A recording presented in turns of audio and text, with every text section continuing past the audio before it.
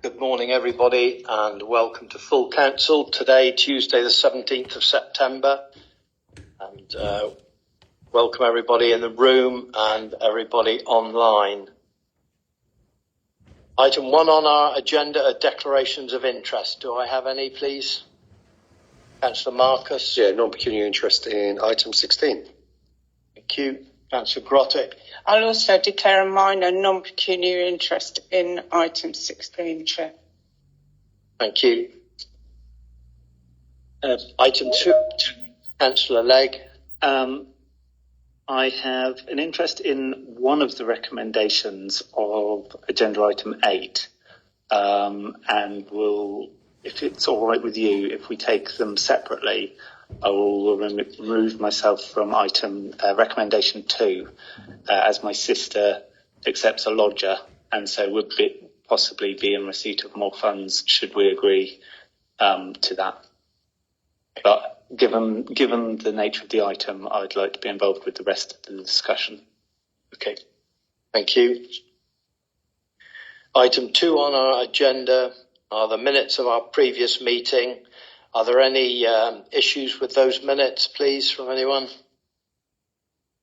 No. Could I have a proposer for their adoption? Councillor Marcus, seconder, please. Councillor Dean. All those in favour? Thank you. Item 3 on the agenda are chairman's announcements. I have none. Item 4 on the agenda, consideration of any questions received under Standing Order 14. We have a number of questions relating to item 8 on our agenda, and they will be taken immediately before that item. Item 5 on our agenda is considering any motions received in accordance with Standing Order 12. I have none. Item 6 is to receive draft minutes for committee for information only. Item 7 are urgent items. I have none. So we'll move on now to item 8 on our agenda, which is the post-16 education sufficiency and provision. And I'm going to take questions that we have received first before we move into that item fully. And the first question is from Samantha Mallon. Would you like to ask your question, please?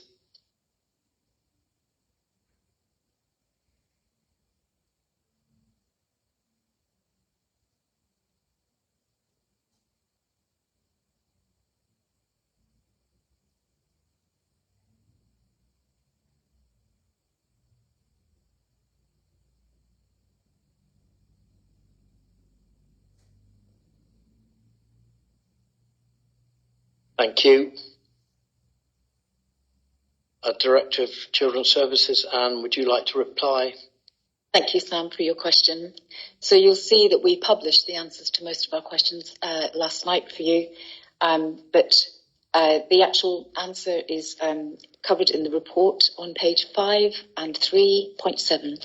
The report also notes that in 2023-24 is the first year that the Council has been able to retain and redistribute the balance of the grant. On page 2.8 is where you'll find that in the report. There are a number of ways in which the grant could be redistributed.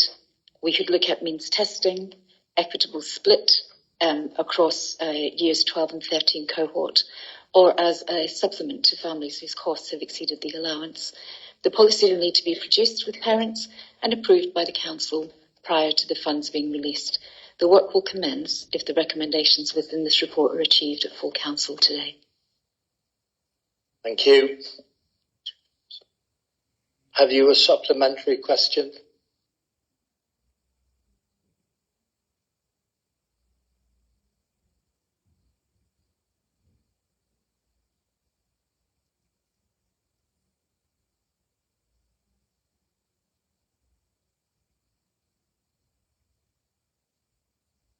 Sam, our aim is to be able to take a holistic approach to resolving the issue of post-16. And again, I just refer you back to my report that the aim is we want to be able to work with parents and to think about what the best way to do this is. Thank you. I now have a question submitted by Anna McCann. Please, would you like to read your question? Thank you. So my question was, under section 3.2, you state young people staying with host families are not unregulated arrangements, and therefore these traditional arrangements for Solonian families are legitimate. So my question is, if these so-called traditional arrangements are in fact regulated, please explain in what way they are regulated and by whom. Thank you, Anna. This question has come up several times from members of the public. I think it's really important that I can be clear with you that the terms regulated, unregulated and registered provisions only actually apply to children who are looked after. That's for children who are at risk of harm in the home and children who are at risk of being in local authority care. For the purposes of education, children and young people are not in care, and therefore these terms do not apply. Thank you. I think you have another question. Yes. So with regard to that, on the Channel Islands, 16 and 17-year-old children who live on off islands have to access post-16 education on Guernsey. Now, these children living away from home are recognised by social services and by the Education Office as potentially vulnerable. So the Health and Social Care and the Children's Family Services operate a term time host scheme whereby they take responsibility for regulating, inspecting and provide support to the host accommodation. They monitor the welfare of children in liaison with parents and the colleges. Now, in this report, the Council believe that host accommodation is a viable option, yet they do not accept any responsibility for it. So my question is, how confident does the Council feel that they are truly meeting their statutory duties in the welfare of 16 and 17-year-old children who have to leave Scilly to access their education? So I'm minded, Anna, that wasn't a question that was submitted before in the timescale, but I will answer you quickly, which is that the legislation is different on the Channel Islands as it is in the rest of the UK. You have another question here which was submitted. Yes. Do you want to ask that? That was the question which I've. That's the only supplemental question which I had in response to. Thank you. We have a question submitted by Adam Blackwell.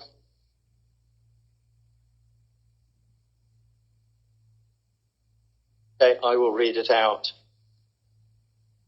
Aside from the legal requirements of compulsory post-16 education, the Equality Act 2010 states that any person must not be discriminated against because they are or are not a certain age or in a certain age group. The public sector equality duty applies to local authorities and requires them to prevent discrimination. Public bodies must consider the needs of people with protected characteristics, including younger people, when planning or carrying out their public duties or services. For example, if there is no public transport provision, but it's required in order to access compulsory education by those aged between 16 and 18 to remain in education or training, then the PSED should be considered when the decision is made about funding to prevent discrimination. Has the Council undertaken an equality impact assessment as part of the decision to increase the post-16 grant by £1,635 on a one-off basis, and is this reflected in the required post-16 transport policy, and if they have not, why not? So I'm grateful for Adam's question. The proposed uplift does not require an equalities impact assessment, and the equalities impact assessment has not been undertaken in any of these proposals within the report. Some of the proposals contained within the report would require a full equalities impact assessment to be undertaken, to be taken forward. For example, particularly around the proposal around supported accommodation option on the mainland. That's something that would happen as an outcome if things are approved today. Thank you. There's a question from Helen Glenn.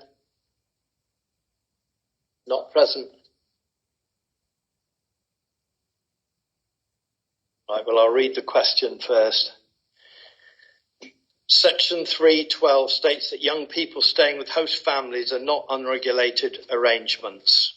I would like to ask if host families considered are not unregulated, then it would seem from that statement that there is some sort of regulation for host families. Please can you explain how host families are regulated to ensure that a placement with them is safe for a young person? I would not consider a DBS to be sufficient regulation, as it is only determines the suitability of the adults in the household to be in contact with the students, and only at that point the check is made. So again, we're thankful to Helen for her question. It's the same answer as earlier, which is the terms regulated, unregulated and registered provisions only apply to children who are looked after. That means children who are in local authority care for the purposes of prevention of harm. For the purposes of education, children and young people are not children in care, and therefore, in this case, do not apply. Section 3.14 in the report states the local authority is keen to work with young people and families to build resilience and confidence and choice. The local authority is also keen to consider how they can work with the young people and their families in helping to support the process of choice in the assessment of suitability and matching to a host family, whilst being mindful that any final decision remains the parents, the carers and the young person. And again, I would just stress that actually regulated, unregulated and registered provision does not apply in this case. Thank you. There's a supplementary question.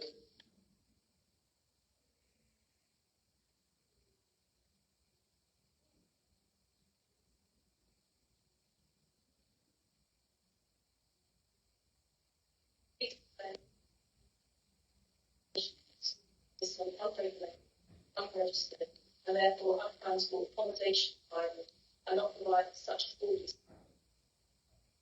registered and regulated.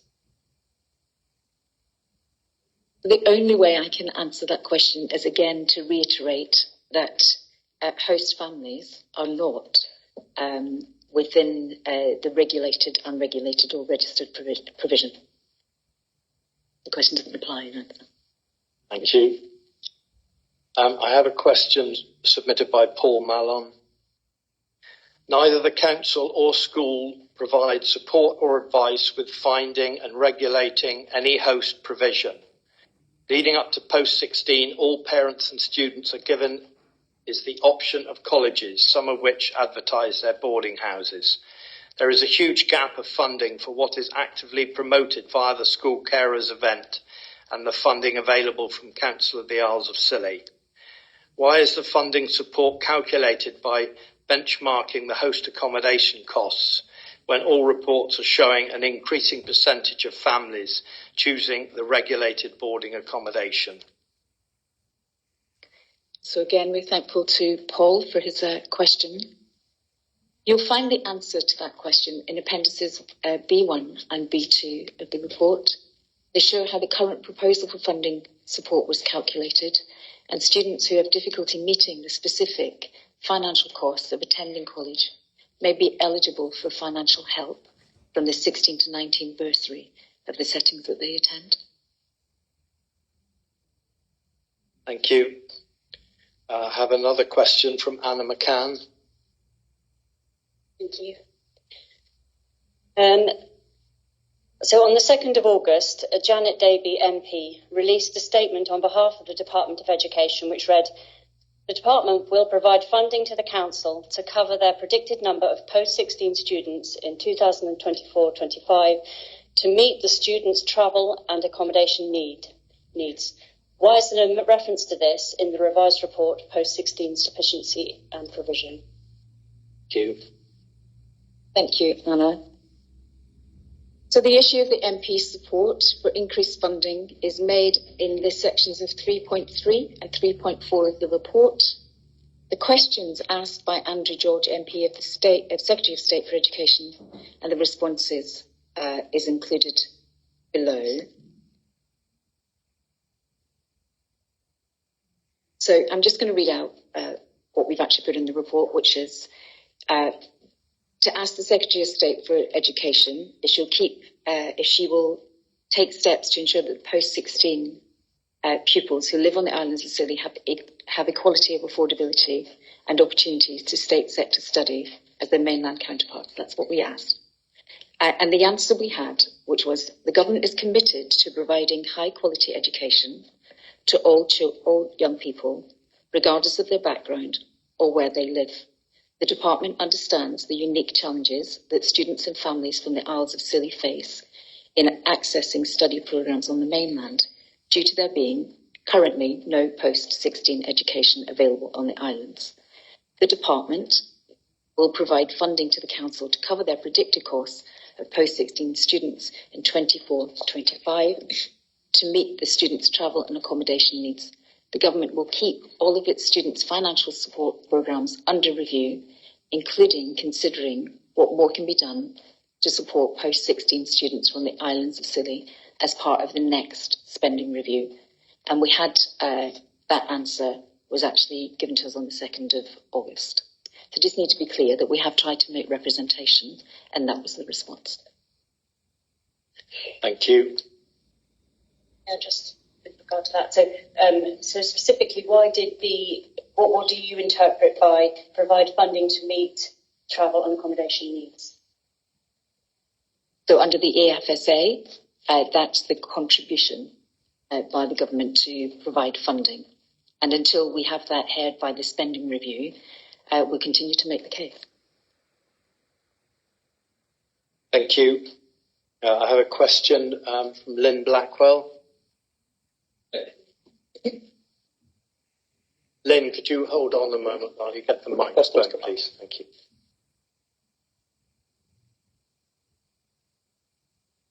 At point 3.12 of the post-16 education sufficiency and provision report, the writer states, young people staying with host families are not unregulated arrangements. Please state in detail precisely how the host families who children from the islands lodge with are currently regulated. The answer should include named processes, titles of documents used, and what regulatory body is effective in the regulation process. Thank you, Lynn. I'm sure you will expect me to say what I've said already, which is the terms regulated, unregulated, and registered provision only apply to children who are looked after children in care by the local authority, and therefore there is no regulation or process for host families of post-16 children as legally as this is not a requirement. Thank you. A supplemental question. Thank you for confirming the council has no regulation process for host families in place. The council may not be legally required to have a regulation process set up, but it does have a duty of care to children. Nowhere in the report does it state how it will safeguard children in lodgings.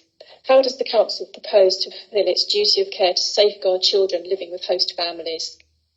Whilst considering this question, it should be borne in mind the council funds the Mundersley house parents via the academy, ensuring their safeguarding. The council is considered an education provider. So, Lynn, thank you for your supplementary. I need to make it clear that the council doesn't fund Mundersley. That comes through the funds to the school. And you'll see in our report that we're keen to work with families to be able to help, advise, guide and offer some support in order that families can make the right choices for their children.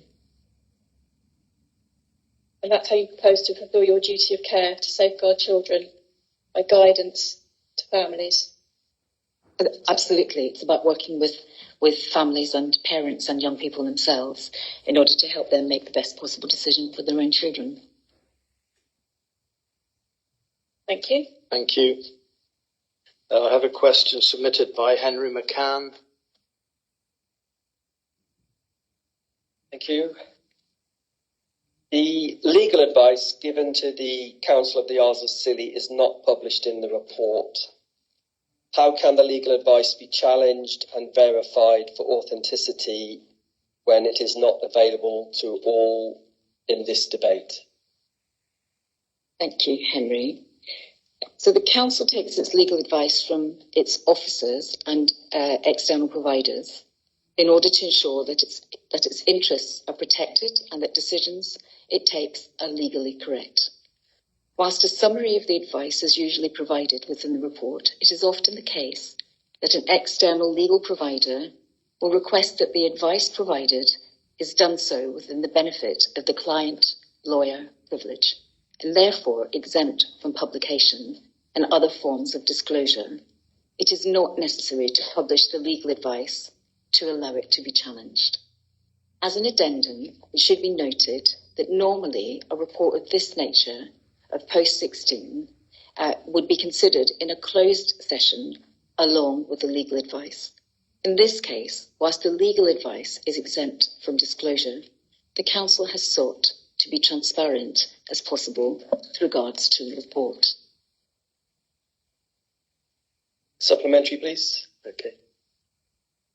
I would ask how confident the Council are that they're meeting their statutory requirements to comply with the law. With the Director of Children's Services, I'm very confident that we are meeting our statutory requirements. And that was supported by your legal advice? Yes, it was. But you're not prepared to publish it? So I think I've given you the answer to that, Henry. But we can't move on until we can question your legal advice? So respectfully, Chair, I think we're done in terms of the answer to that question. Sorry.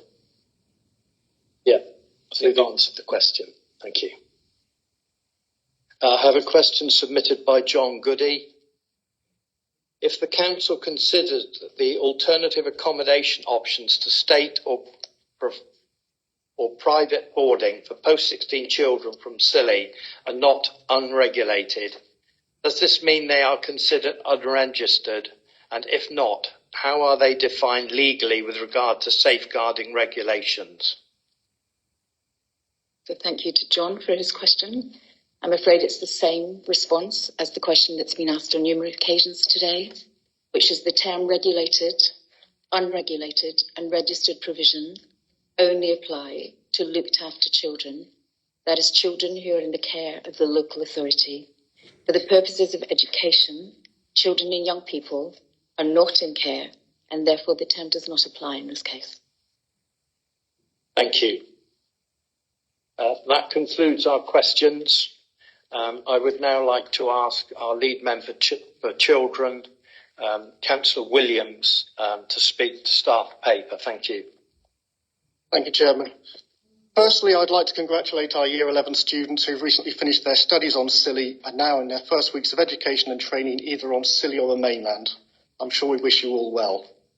Secondly, I'd like to thank all parents and other individuals who've taken the time to contact us over recent months about their experiences of the post-16 transition. I'd like to go on record as showing many of the concerns that have been raised. I welcome their contribution, and I think it's fair to say we've received a broad spectrum of comments. Some have indicated the current grant is just about sufficient, others that it's nowhere near enough. Some have had good experience of either boarding or private lodgings, others the opposite. The vast majority have indicated that the £6,300 of grant funding is generally not enough to cover all travel and accommodation costs, and I hope that by the end of today's debate we'll have made progress in this area. If there's one area I think all parties agree on, it's the fact there is much room for improvement in the current post-16 setup. None of us stood for council to spend our lives trying to differentiate between statutory and non-statutory provision or trying to interpret what ambiguous wording in guidance means. We stood to protect and enhance the services for our residents, whether aged 6 or 96, a task that can lead to sleepless nights and various frustrations.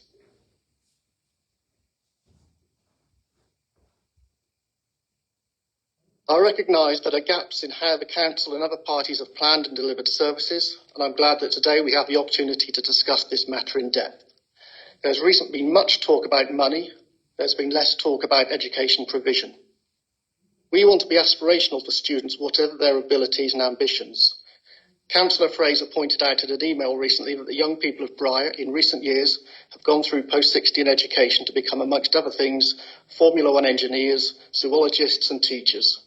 Others might have returned to Scilly to perform vital functions in local businesses. Whatever pathways they choose, I believe we want all students to achieve to the best of their ability so that we can celebrate and be proud of their achievements. Scilly is a kind, compassionate, supportive community. We pull together and look after each other. We recognise young people returning to Scilly are a route to long-term community sustainability. We currently export our talent at 16, some return, some don't. There must be a way to improve support so that young people pursuing A-levels, vocational training, apprenticeships or supported internships see opportunities for using their newfound skills across the islands should they wish. The Council should and can be an employer who leads this agenda. The level of discussion, predominantly on social media recently, brings advantages and disadvantages. I welcome the raised profile that post-16 transition has had and hope some parents are now able to give it more thought and consideration. Thousands, perhaps hundreds of thousands of words have been written, and at times it's hard to separate fact from opinion from myth. I fear for the emotional health and well-being of some students and parents regularly reading negative headlines. When Councillor Grottick and I sat down with Year 9 students last July, I was encouraged that the vast majority of students expressed they were looking forward to leaving Scilly to go to the mainland. I believe we owe it to our students to be upfront and honest about the challenges they'll face leaving home, but not create fear or additional anxiety. I'm particularly keen for us to do all we can to ensure the voice of young people going through the transition is heard. Their voices, feelings and opinions have generally been lacking from this discussion. They are an up-to-date lived experience, understanding that many of us lack. There are numerous opportunities to harness their expertise and then for them to share the highs and lows with the next generation. Back in February, when I first sat down with parents, there was a more positive energy with a willingness to work together to find solutions. For various reasons, this approach shifted and the Council has come under attack with a lot of blame being placed firmly at our door. Whether that's fair or not is very much open to interpretation. What is clear is that the challenges, anxieties and difficulties of being a child moving from Scilly to the mainland are nothing new. Some children did it 3 weeks ago. I did it 29 years ago. I expect my son will do it in 8 years' time, and some in this chamber did it many, many years ago. The environment may have changed, but many of the emotions and challenges remain the same and equally raw. Moving from Scilly to the mainland is a huge culture shift, and we all want young people to be as resilient and as in good a position as possible for this transition. That said, for the majority of students, the Council is not responsible for many aspects of their life. Parental responsibility will continue to trump what we can realistically provide, and indeed what we have jurisdiction over. Parental choice is going to continue to play a prominent role in the direction students choose to take. Much recent criticism has focused on the Council not doing enough from a financial point of view. There's probably some justification in this, but I'd also make the point that until earlier this year, there was hardly any representation to us highlighting the challenge. In our last corporate plan consultation undertaken just a few years ago, there were 270 responses, 1,636 comments, and no reference to post-16 funding. This is also true over my time as lead member. Until this year, I received more communication about dog mess and overhanging vegetation on roads than I did about post-16 funding. Since April, that balance has shifted. The current discussion started in earnest at the end of January this year when parents sent a survey they'd done to certain members and officers. By February, the first of several meetings had taken place with partners and parents. With the support and much input from the Council, our previous MP raised it in the House of Commons on the 29th of April. From our first meeting to the discussion in the House of Commons took only 68 days. Local and national government aren't generally associated with moving at pace, but I maintain that we supported the MP at every opportunity, took the feedback from parents seriously and acted accordingly. It was a great disappointment to me that just a few weeks after the discussion in the House of Commons, and when a follow-up meeting with DFE officials had been scheduled, the general election was called and with it much momentum was lost. Although we've been promised that our case will go into the next spending review, the response from the Secretary of State for Education to the letter from our Director of Children's Services was disappointingly brief and very non-committal. Generally, there has been an acceptance of the case that's been made from civil servants, and we will continue to use every opportunity available for us to push government for increased post-16 funding. In recent weeks, I've been asked why the Council hasn't approached the DfE, asked for more funds or claimed unallocated funds. Of course, we've had regular dialogue with the current and previous MP. We've had dialogue with the DfE and ESFA. No new funds have been offered. There is nothing we haven't claimed. The barrage of accusations and criticism that have been aimed at the Council have generally focused on funding and legal responsibilities. As a Council, we've sought legal advice on this matter on 3 occasions. It's frustrating and disappointing that this opinion is not available to the public. I hope that it or an acceptable version will be released. It's written in an easy-to-understand style and supports much of what officers have been telling us over many months. The response from our barrister might be uncomfortable to some, but it's the opinion of an experienced, independent legal professional of the highest rank and needs to be given significant weighting. There is nothing in the opinion to suggest the Council aren't fulfilling statutory functions. Members have had the opportunity to read and question officers on the content of the legal opinion. I suspect members may have their own questions to ask later in this debate. I accept by not being able to publish the information, but it's difficult for parents to understand our position, and this doesn't help with transparency. Personally, I'm concerned that some of the discussions with funding bodies have queried our approach to not having a means-tested element. As with any examination of procedure, there is always a risk of unintended consequences, and this is an area we need to be particularly vigilant in the future. The moral compass of members has been questioned on numerous occasions, with insinuations we're hiding from our responsibilities, putting the Council first, using semantics to absolve ourselves of our duties, and placing children way down the list of priorities. Almost all of us around the table today are either parents, grandparents, uncles, aunties of local children. The suggestion we know what's best for our own flesh and blood is disappointing. We're not detached from the realities of family life or island life, but as members we can be constrained by a whole host of complex and difficult to balance factors. I wish I could please all the people all the time. At times it's hard enough trying to please any of the people any of the time. One of the outcomes of this wider debate is the discussion we've been having about safety of children on Scilly and when they live on the mainland. There is an illusion that children on Scilly are safe, and of course in many ways they are. But there are also dangers and risks like anywhere else. A child alone in a bedroom with a mobile device can be exposed to exactly the same harm as a child anywhere else in the world. Alcohol, drugs, risky behaviour, emotional and mental health challenges exist on Scilly in the same way as they do elsewhere. It's exactly the reason we as a council have been vested in our safeguarding services following the inadequate judgment from Ofsted last year. We've had some very serious on-island incidents in past months, and members need to have their eyes wide open to this. One of the stronger themes of recent debates has focused on boarding versus private arrangements for students leaving Scilly. On a personal level, I left Scilly and lived in a private household in the back streets of Camborne. It wasn't a bad experience. On the whole, it was quite good. For some people following certain pathways, boarding may well be the best option. Alternatively, for some young people, it might be totally inappropriate. To say that boarding is safe and a private arrangement is unsafe is too simplistic and in some cases not really practical. I don't wish to scaremonger, but a quick search of Google shows a multitude of negative stories relating to boarding facilities. I hope all young people from Scilly living in boarding provision or elsewhere are feeling happy and secure, but it would be naive for us to see boarding as a magic solution. Parental choice has a key role to play as families make decisions, and there isn't a one-size-fits-all model that will work for every student. I feel additional resource has to be found for children with special educational needs and disabilities going through the post-16 transition. There is reference in the legal advice for those children with educational health and care plans, but we know that many children receiving SEND support don't hit that threshold. Preparing for adulthood is complex at the best of times, and I hope to see our Belonging and Inclusion Group, in partnership with our parent carers, champion this agenda and provide us with constructive challenge. Moving forwards and towards a conclusion in my comments, I welcome the additional funding we're looking to make available to parents today. An uplift of £8,000 to £8,000 with potential for several £100s more from underspends takes us much closer to the figure a lot of parents have indicated to me that they need to bridge costs. I wish we could go further, particularly for families on low income, but I know from direct communications this increase will reduce financial stress. I'm acutely aware of local poverty issues. I'm chairman of a charity that distributes funds to those in financial hardship. I know firsthand how fuel poverty, transport poverty, low income and high costs of living put a real strain on family finances. I write grant applications to secure winter wellbeing and cost of living payments. I authorise household support grants. The extra payments we will hopefully approve today will make a difference. We now have additional flexibility to redistribute underspend from the ESFA post-16 grant.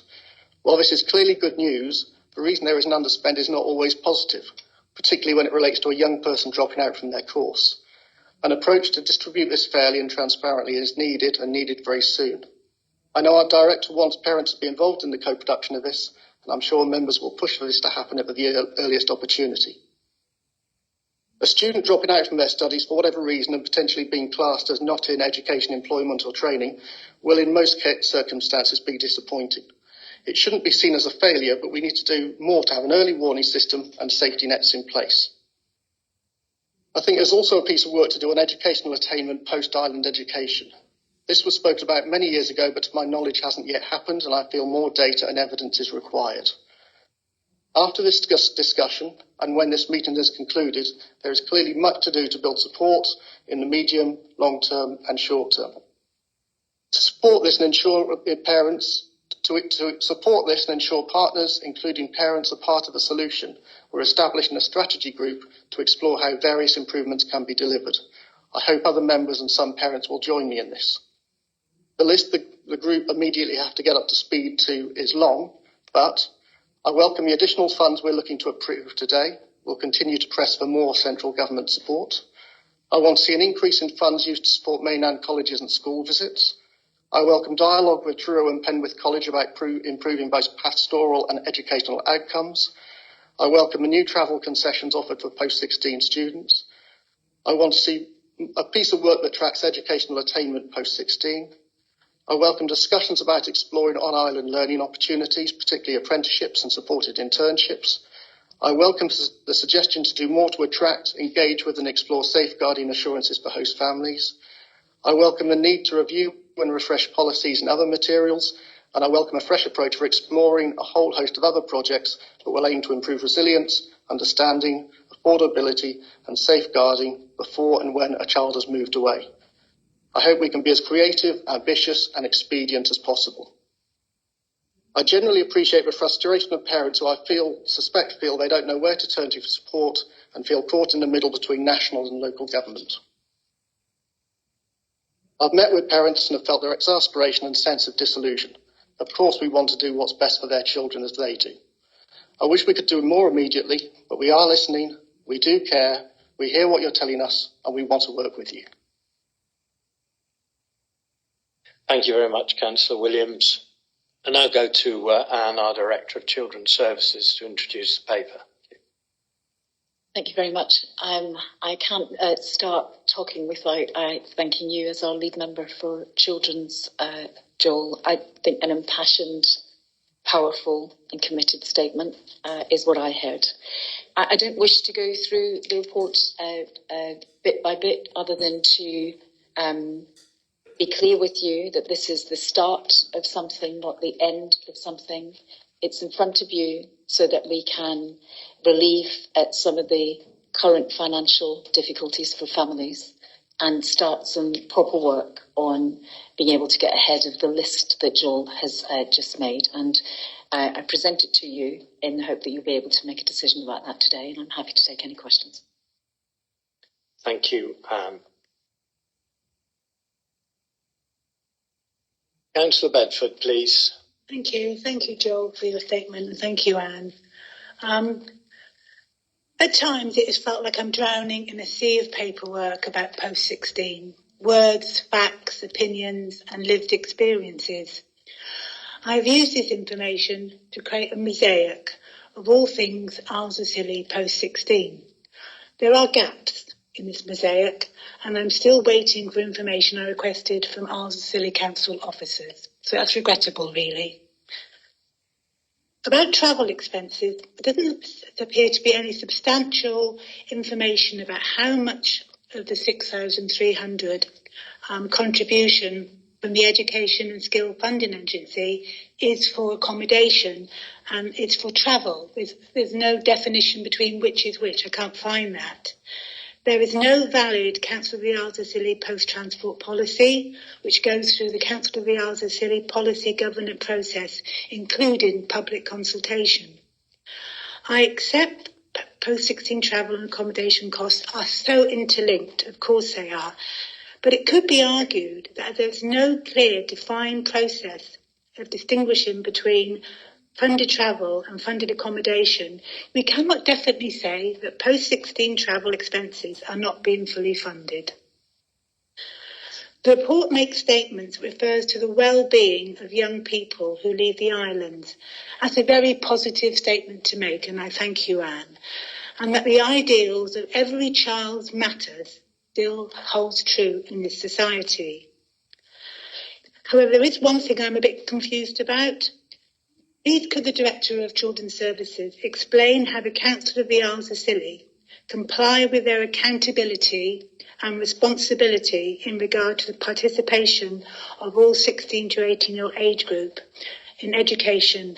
How is this audited and how is this evidenced, please? I just want to be clear about your question. Yeah. You're asking me how we comply Yeah, how around we knowing evidence. where our 16 plus children are in education. Yeah. So we work with the Five Islands Academy to understand the cohort of children that are coming up to post-16. And as you will know, we have there is a event on the 3rd and 4th of October run by the school around looking at possible placements for children, options. We track those children in terms of their progress in education, and we know that we've got work to do in terms of catching those children who may fall out of education. How many children have fallen out in the last 12 months of their post-16 education, please? Terribly sorry, I haven't got it in front of me, but I'm happy to supply that So afterwards. how is this audited? And well, it would be good to have this information. I have been asking for information and my emails seem to be ignored or lost in the ether. So that is a bit regrettable, really, because for me to actually understand and make an informed decision, I actually need this information, and not to receive it is not really helpful to me as a representative of our community. I've also requested on quite a few occasions for clarification on what it means that the Council of the Isles of Scilly is a provider. What are we the provider of? The term provider is capitals in the contract between the Council of the Isles of Scilly and the Education and Skills Funding Agency, who also refer to their grant as a contribution. And I've now asked on 3 occasions for clarification of what the term contribution means and what the term provider means, please.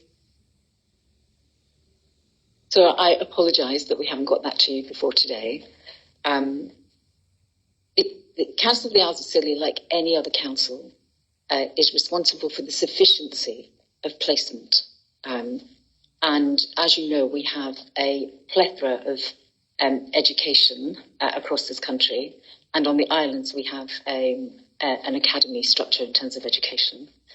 It's our intention, as you know from the report, to be able to have a principle which is about engaging our children in further education as close to the islands as possible. And to do so, as you know, we have started negotiations with Truro and the Duchy of Cornwall colleges to be a nominated, designated provider of education for our 16 plus children, just like any other council in the country, to make that as local as possible. You haven't answered my question, thank you, Anne. I've actually asked what the term provider means in terms of post-16 education. The council are a provider, and I want to know what we're meant to be providing in terms of post-16 education. The answer is in relation to providing our sufficiency of placement. So to be able to nominate a local 16 plus provider of education fulfills our duties around But we're not sufficiency. doing that, are we? We're in the process of... Yeah, but to do that, you have to have a public consultation. You just cannot go off. My understanding is, because I've read millions of words, is that it has to start with a consultation. There has to be governance. And that governance starts with consultation with the public about, what do you want with your post-16?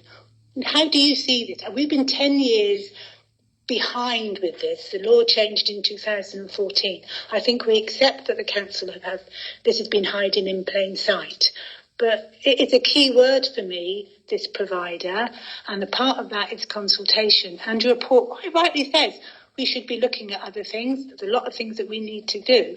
But what it doesn't say, the first thing we should do is consult. Yes, you say we should carry on with our discussions with Cornwall College and Penrith, but nowhere does it say we need to consult. And that's disappointing, I think, because it is about our community and we should be consulting with them. I understand, Anne, that you wrote to the Secretary of Education, Bridget Phillips, in regard to post-16. Did it very quickly, very promptly. No, thank you for that. I did ask you for a copy of that letter and a copy of that reply. That hasn't been forthcoming. I didn't receive it. Another piece of information I am missing to make an informed choice. Could you please tell me, did you ask for additional funding in that letter? Or was it just an introduction? Hi, here we are. Post-16 is a bit of a problem. So do forgive me, because I actually thought we had responded to you, and I'll make sure that happens today. I haven't got it in front of me, but I'm more than happy to send that to you after council. Did you ask for a specific amount? Did you identify an amount? Because I do know with the in March 2024, the council did put a submission into the Education Skills and Funding Agency for up to, I think it was just over 15,000 per student, based on the evidence they asked the post-16 group to provide. Did you actually ask for that amount in that letter, or was it a lesser amount? Or no, we didn't talk about an amount in the letter that you we didn't sent. mention that each family was paying in excess of £5,000 per head over what the grant is. You didn't mention that amount. Are you sure you didn't mention that amount? Well, I haven't got it in front of me. Oh, As soon as I've got it. Well, the parent actually gave me the letter, thank you, because you didn't, which is a bit disappointing. So a parent did actually supply that letter. And it does actually say a significant proportion of families are now spending over £5,000 per year on top of the grant. So you did mention an amount, and I'm just unfortunate that the amount, the top up that this report is offering is 1,600 top up, when actually in the letter to a department and the Secretary for Education, it mentions the term £5,000. So that is a bit disappointing from my point of view, but I just might be alone in thinking that. It does say, I do agree that children can thrive in digs. They can thrive with host families. But actually, there are a lot of children that have very negative experiences, and that has come through in the emails and in the correspondence and what has been said about the experience of host families and digs. Unfortunately, there are not the digs available now, and we don't know why. Some say it's Airbnb, but just might be that host families do not want to take on the responsibility of a 16-year-old child from the Isles of Scilly. And what's lacking is also the consultation with those host families that used to offer, or no more, or are offering. What are the issues they have? Why aren't they offering? Why are they missing from this report? We're clearly looking at digs and host families in the immediate future for Isles of Scilly children, but they are missing from this jigsaw puzzle of consultation. The Council of the Isles of Scilly are in negotiations with Truro and Penrith College, and I've actually mentioned this. What is the governance following this? My understanding is there has to be consultation.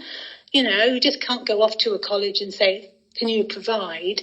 I think there needs to be some talk with the families, and I do think Joel has mentioned that we have to be talking to the public about what they want, how they see their post-16 future. We have a paper in front of us. A significant portion relates to finances. Important, it's all about money. However, on 3 occasions in this paper, the costs are referred to DBA. I've got no idea what that means, to be argued over, probably. One cost of between 5 and 15,000 K, and one cost of between 15 and 25 K. On one hand, the information we're being asked to agree to gives us a specific amount of money, But there I've given you 5 examples of where we don't know what that sort of money is that we're being asked to vote for. So I do actually feel quite uncomfortable with that. And my last point actually is a bit, I find a bit contradictory.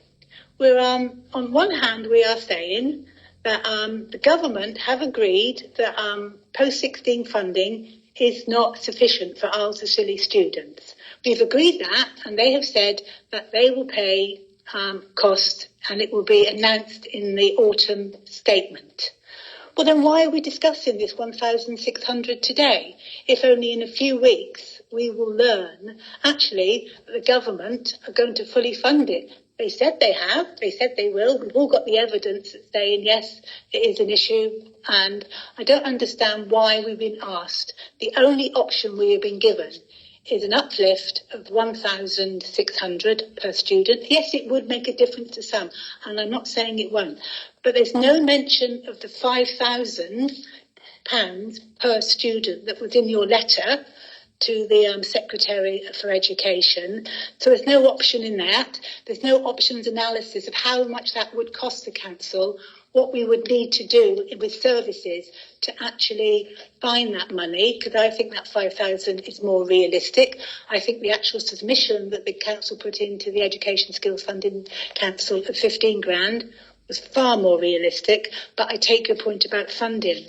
At the moment, it seems that children are subject to what parents can afford, affordability.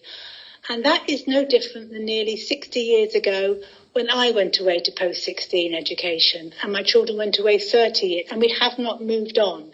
And there must be a consultation process to enable that. But I really don't understand why we're being asked in this report to say yes to another £1,600 when we actually don't know what money we're going to get in a few weeks' time. Thank you. You didn't. Do you want mine? Chair, I'll just respond to the last question there. Why we're looking at the report today when the government are looking at spending review in the autumn statement in a few weeks' time. That is for next financial year and next academic year, so that will not come in until September 25. The existing level of funding that we have, the government have confirmed that is the existing level that is going to continue. That is not going to be uplifted. But any uplift, if they so feel that there is a need to uplift, and there is no guarantee that there will be any change in that funding. I think our discussions with government have found that they do seem to be an element of support there to look at increasing in the future. But certainly not in the existing year. So we are putting in the uplift in the recommendation today for the 24-25 year, not the 25-26 year, where the government may increase it. They will not be backdating anything in the autumn statement to 24-25. On to that, please. Thank you, Russell. Why isn't in the option analysis that the uplift of 5,000, which was actually put in the letter to the director, to the Secretary of State for Education? I just feel that number is, public knowledge. It's been recognised as the amount, but the councillors are not given that option to discuss and to find out how much it would impact on our services, if at all. And I'm quite disappointed that we've only actually been given one option, really. I'll just come back on that, Councillor. In the report, it clearly sets out how we came to that calculation of 8,000. It is based on the vision of hosted families and staying close to their families on Scilly by being in West Cornwall. That is how that calculation of 8,000 has been calculated, and that is based on the recommendation from our Director of Children's Services that is our provision, that is our minimum provision, and that is what we should be funding. When we say that some parents are spending 5,000 or more, that could be parental choice to choose a different solution for their child. It doesn't mean necessarily that the state or the council will fund that. as of elsewhere on the mainland. If a parent decides to send their children to a school or college outside of their catchment area, outside of their geographical local authority area, they will be paying that themselves. So it's no different. As I said, ours is calculated on what we think the minimum that the state should pay, which is $8,000 towards the cost of hosting families in West Cornwall. Thank you. Councillor Grosset, please. Thank you, Chair. Thank you to the Director of Children's Services for her clear report and the lead member for children for his comments. I'd just like to say at the outset that all councillors do care deeply about both our unique island situation and the many issues we face living here. We also do acknowledge the deep level of concerns expressed to us. It's worth noting at this outset that this report describes a work in progress and asks members to approve of a set of recommendations that will continue while we work with many colleagues and central government as the central government carries out their spending review for the 2025 and 2026 financial year. Hopefully, this report will help to give clear background information so that the council, families and the wider community can work together to negotiate a practical way forward. However, I have to say that some of the debate does seem based on a fundamental misunderstanding concerning the ability of members of council to come to some decisions while we are meeting our statutory obligations as explained and backed up by the legal opinion that councillors have received confidentially at the moment. It is a pivotal responsibility of any local authority to base decisions on sound financial management, and that is the only way we will retain local decision making here. Difficult though it is sometimes, all of our decisions have to be sanctioned by both our 151 officer, who as you know is currently also our chief executive, and by our internal and external auditors. Members must adhere to financial regulations as explained in the report. As has been explained, at the moment, central government pay the cost of a host family in West Cornwall and travel. Until recently, any unallocated grant funds were mandated to be returned, but we can now distribute them. We have to continue to work accepting the current parameters and have at the moment little room for manoeuvre, as is explained in the report. So as we all work together to effect a longer-term solution without compromising the long-term stability of the council and its decision-making ability in the future, I do believe that these recommendations will further the aims that we wish to give extra support and help in the future while we await the spending review and hopefully some positive outcomes of that review. Thank you. Thank you. Councillor Marcus, please. Thank you. Councillor Bedford covered quite a lot of what I was going to ask, but the main fact is in paragraph, the intro of the paper, paragraph 2.1, Councillor Bedford talked about, asked about us defining what the responsibility and accountability for the increase of participation in post-16 education the council has. I was in a meeting last week where the statistic of 30% of children last year dropped out of post-16 education. I would expect there to be, and I hope there will be, and you've kind of confirmed that there will be statistics and more proof to go with this, to examine that, so we as councillors can hold ourselves and the corporate body accountable for that, and parents and the electorate can do that as well. So I'll be looking forward to that in the future, because we need to make sure that we're continuing on the good work that is provided by the Five Islands Academy and making sure that we are we are increasing the attainment of the children in school. My main issue with the report is paragraph 3.4, where and you talk about, whether the author talks about how the MP has asked questions about equality and means testing of grants. I would expect my officers to rebut those issues really strongly. I would expect that to be in the paper.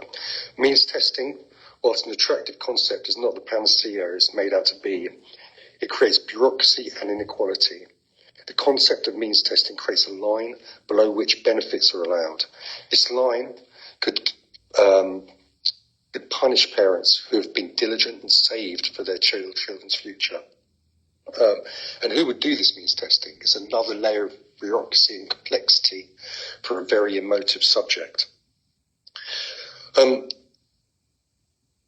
would lead to people playing the system. I think the universality of benefits is a simpler, fairer and cheaper system in the long run. As for the equality issue, the difference between our families and families living in West Cornwall is 28 miles of water. It's obvious. Families and parents in West Cornwall can go and get their children can get home easily. Not easily, there might be issues, but they can be retrieved from any situation. Our children cannot. There may be delays. It's out of parents' control. It's obvious. I want my officers to realise that and make sure that that 28 miles of water is the basis for any conversation and discussion with government and MPs. Just for clarity, my family was one of the families that was affected by this law that came in. My eldest child was the first in the first cohort that was affected by that. For the second child, we chose to move away. I can't convey the difference and comfort and possible guilt I felt when speaking to parents of children in the same cohort. The fact that my child had come home to a parent every day was a massive comfort to me and what brought and a benefit to my child when attending a college that was bigger than the Isles of Scilly itself. I want to ensure, like Joel said, I want to ensure that parents and families can stay here. I want a vibrant, growing community. I don't want affordability to be an issue when children are thinking about their future. It sounds very utopian, but as a corporate body, we need to ensure that parents and children are supported. We need to make sure that that statistic of 13% of children not completing post-16 education is reduced dramatically. From my conversations with parents, they're frustrated by the speed of change. They started this work in 2022, it's 2 years later. The speed of change needs to be clearer. To that end, in terms of the recommendations, could we create a timescale, option number 3, for recommendation number 3, about an options appraisal? I think parents would need to know comfort and officers comfort that is going to be achieved by a date and have some timelines and milestones with that, please. It's also about some of the issues in the approach. I've got a bit of an issue with recommendation 1 in terms of the word approach. Parents have said to me about why is everything focused on hosted accommodation? Why don't we use the simple answer of boarding schools that are there, that are appropriate, have got the appropriate designation? Why don't we focus in on those rather than trying to think about creating a new hosted accommodation solution, which will take time and money? So that goes to the speed issue too. I wonder sometimes if the simplest, easiest solution is the best. So with that, I'd like to just ask if you could to consider a time for option number 3, so we can add that to the agenda. And that's it for me from the time being. Thank you. If you don't mind, I'll just come in. Clearly it's really worrying in terms of the percentage of any children or young people dropping out of formal education, 16 plus. It's one of the reasons why we know that we've got a lot of work to do to look at options for young people, Not every young person wants to leave this island and go off. And actually, an on-island provision, much more options around apprenticeship, as well as hybrid learning, and then off-island for those young people that choose to. So I hear you loud and clear. Thank you. Timescale. It's something we'll go away and work on. Is that timescale or is that? It's saying to you, we'll produce a timescale at the outcome of today. Okay, brilliant. Thank you. Councillor Peacock, please. Hopefully you can all hear me. Thumbs up. I'm using my laptop on the mainland. First of all, apologies, I can't actually be in the chamber today. I think, as I explained, I am unfortunately in Southampton. I have an important AGM I have to attend this afternoon, but I have been carefully listening to the debate. A couple of points I'd ask to DCS, please.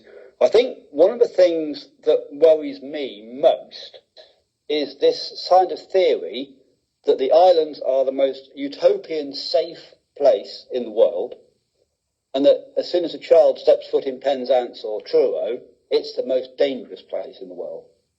Now, I don't know whether you're able, Anne, just to, because obviously you're new to the islands and you've obviously taken over very quick, only for a couple of months. If you could just maybe just very quickly outline your thoughts on the level that the safety of children on island have compared to perhaps, in Cornwall or further afield.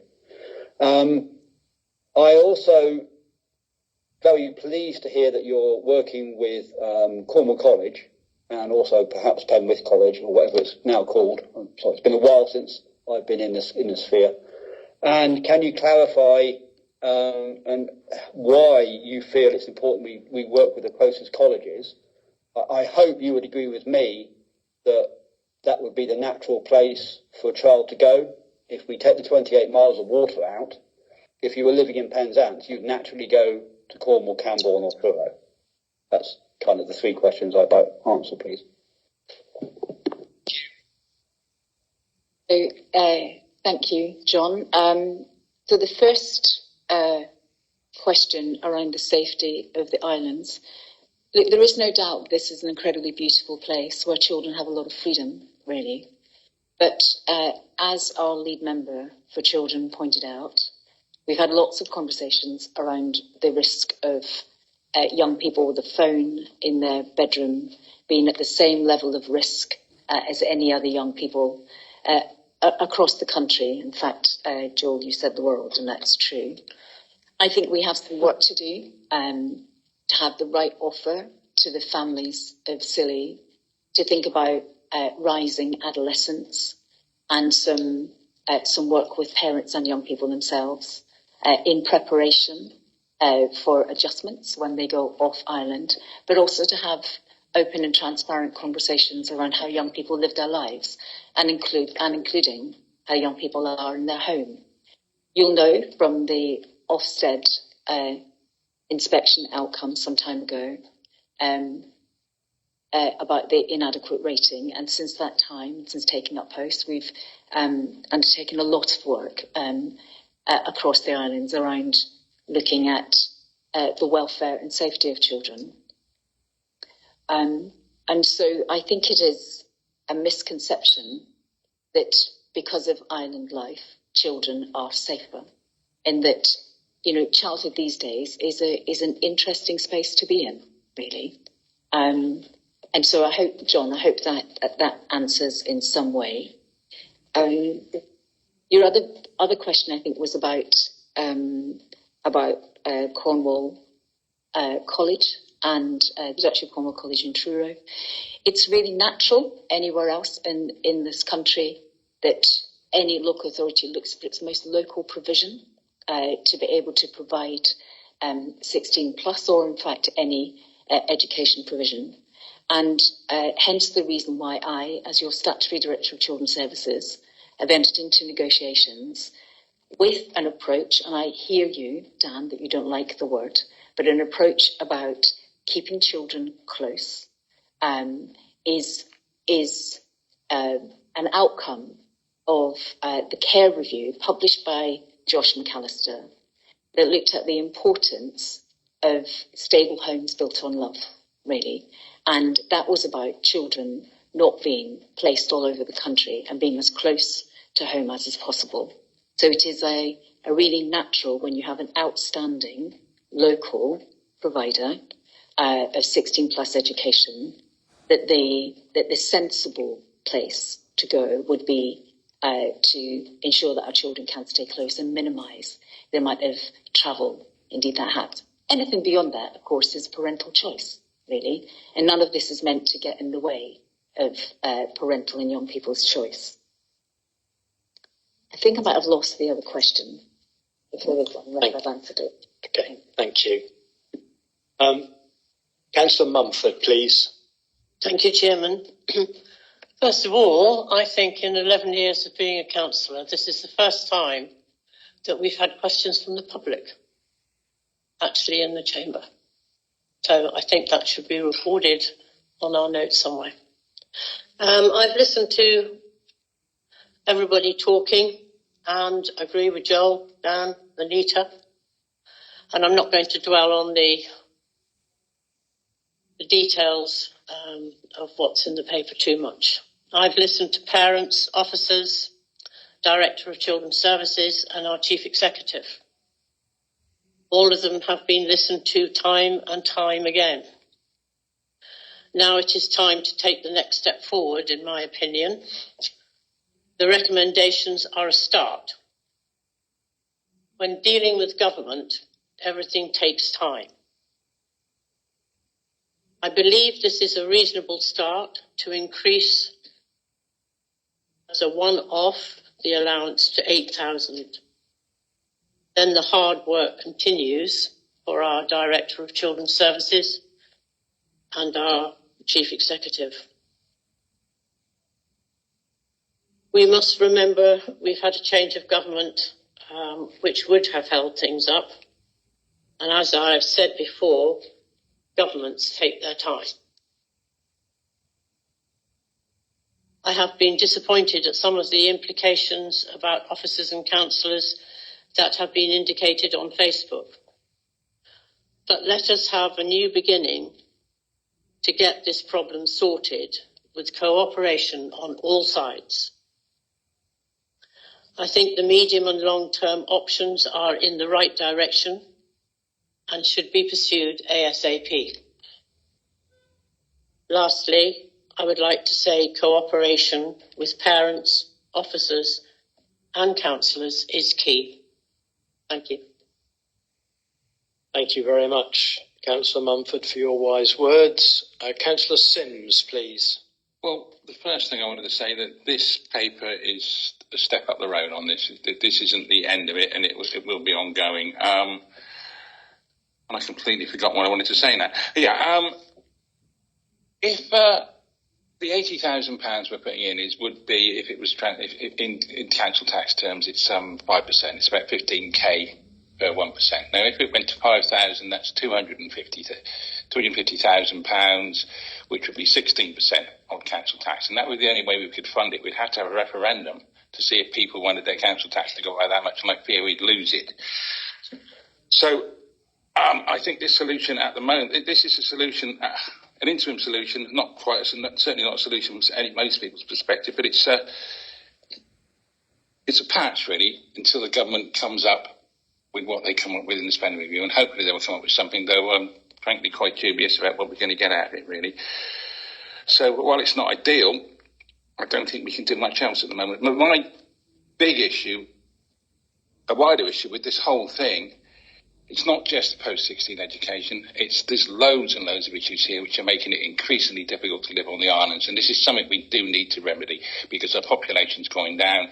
And in 10 years' time, apparently there's going to be more people of retirement age over here than people working, which is sort of tipping point for collapse of a community. So this is something we do need to address. We have to make it so people, particularly younger people with families, can continue to live here. And this is an important, if you like, milestone. If we can get this resolved, then the other things perhaps we can resolve that as well. So it's not just post-16 education, it's the actual future of the islands is pivotal. It's one of the big things, and this is why we do need to resolve it. Thank you. Thank you. Councillor Dean, please.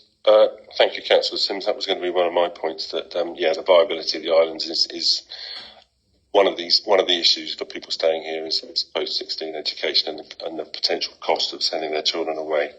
So thanks for bringing that up. I do think we have to acknowledge the fact that for a lot of the parents involved, it's been a 2-year journey to get to this point now. And I think we have to acknowledge that they've been given lots of false hope. They've been misled by previous officers of the council, by previous MP, by various other people, and maybe some of their decisions as to where the kids go to be educated post-16 was based on that. I don't know the answer to that, but that's the fact that they've been led down this path, thinking they're going to get at one point £15,000, as Councillor Bedford said, was on the table being discussed. That didn't go anywhere. Now we've got this 5,000 in a letter that I hadn't seen before, but that's bigger than what we're asking. So I think we have to acknowledge that, and we have to acknowledge the fact that there's a lot of very unhappy parents here that feel completely and utterly let down by not just the council, but by the state, if you like. And I totally get it. I totally understand the financial situation, but I can't quite understand why this paper is basically the same paper that came to the July council that was then pulled. There's a few differences. One of the main differences on it is that we've got more up-to-date data on the amount of claims that have been put in. So we've got the end of this year's as opposed to the one before. And there's a significant rise, the latest data, of about £2,000 a year average. And yet our offer is still the same as it was in July. So to say we're basing it on the new data isn't really fair. We're basing it on the old data. Now we've got new data, but we're still saying it's the same. As I say, I understand the financial situation of the council. I understand we haven't got a bottomless pit, but I also think we need to be a bit braver, because I think the government has to listen, because the issues are real. There are massive financial strains on people living here and sending their kids off. The other point I wanted to make, there's a question coming in a minute, but the kind of finances that you base this all on host families rather than on, I don't know what word to use, I'm allowed to use regulated or whatever, boarding, supervised, let's say, boarding facilities. And yet later on in the paper, we're talking about the possibility of having presumably some kind of supervised hostel in Truro to service the colleges there for our students. So I think we're kind of contradicting ourselves as to what we want. I believe what we want is some kind of supervised accommodation on the mainland, whether that be through existing networks. So I think Richard Hewish, is it called Richard Hewish, is the nearest state boarding school to us. I don't know what they charge. I think it's about £15,000. There are other ones not that much further away. Prices are similar. Some are cheaper. I think there's one in Hartbury that's significantly cheaper. And there are other ones that are significantly more expensive. So I think we probably, going forward, need to talk to these colleges, see if we can negotiate an Isles of Scilly rate. I don't know how well subscribed these state boarding facilities are. It might be that, because of the state of the economy and the cost of living crisis, that they're not very well subscribed, and they might be desperate to fill some of those bedrooms and give us a very good deal. So I do think we should go down there. So a specific question. In the paper it says this uplift of £1,635 per student will cost the council £78,400. Now, just for clarification, we've already talked about how the surplus ESFA grant will be distributed.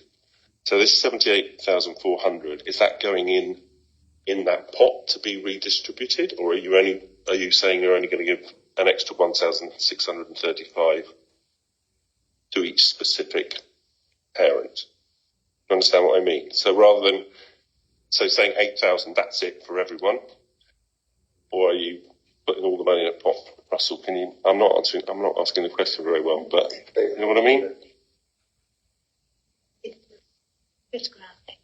Hold on. Yeah, got a mic. Thank you.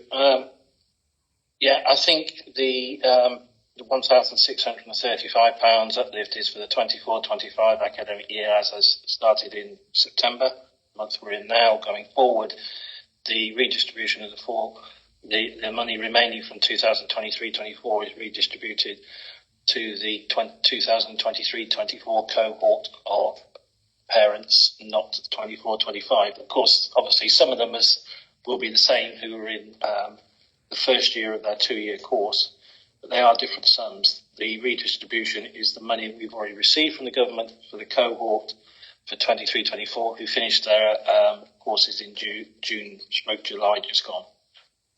Okay, but if there's some money left over in the SFA grant for this financial year, and we haven't used all the uplifts for every student, will that spare uplift go into the pot to be redistributed to the cohort?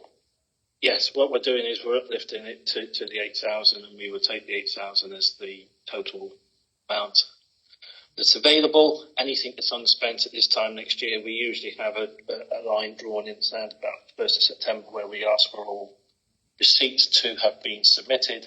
We will do the normal reconciliation at that point, which would include the uplift money, and anything that is unspent would be reallocated. As you will probably notice, that another point worth probably mentioning is that if you uplift to £8,000, multiply it by the approximate number of students we've got, that gives you a sum very, very close to the total value of the receipts we have received last financial year. So again, there's another triangulation there about how we came to a sum of £8,000.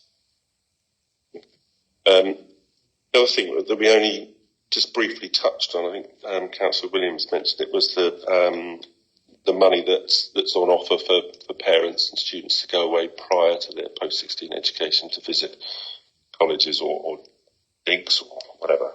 At the moment, I think it's £170 per student. Seems ridiculously low. If you've got to send at least one parent and a child, that's not going to cover the cost.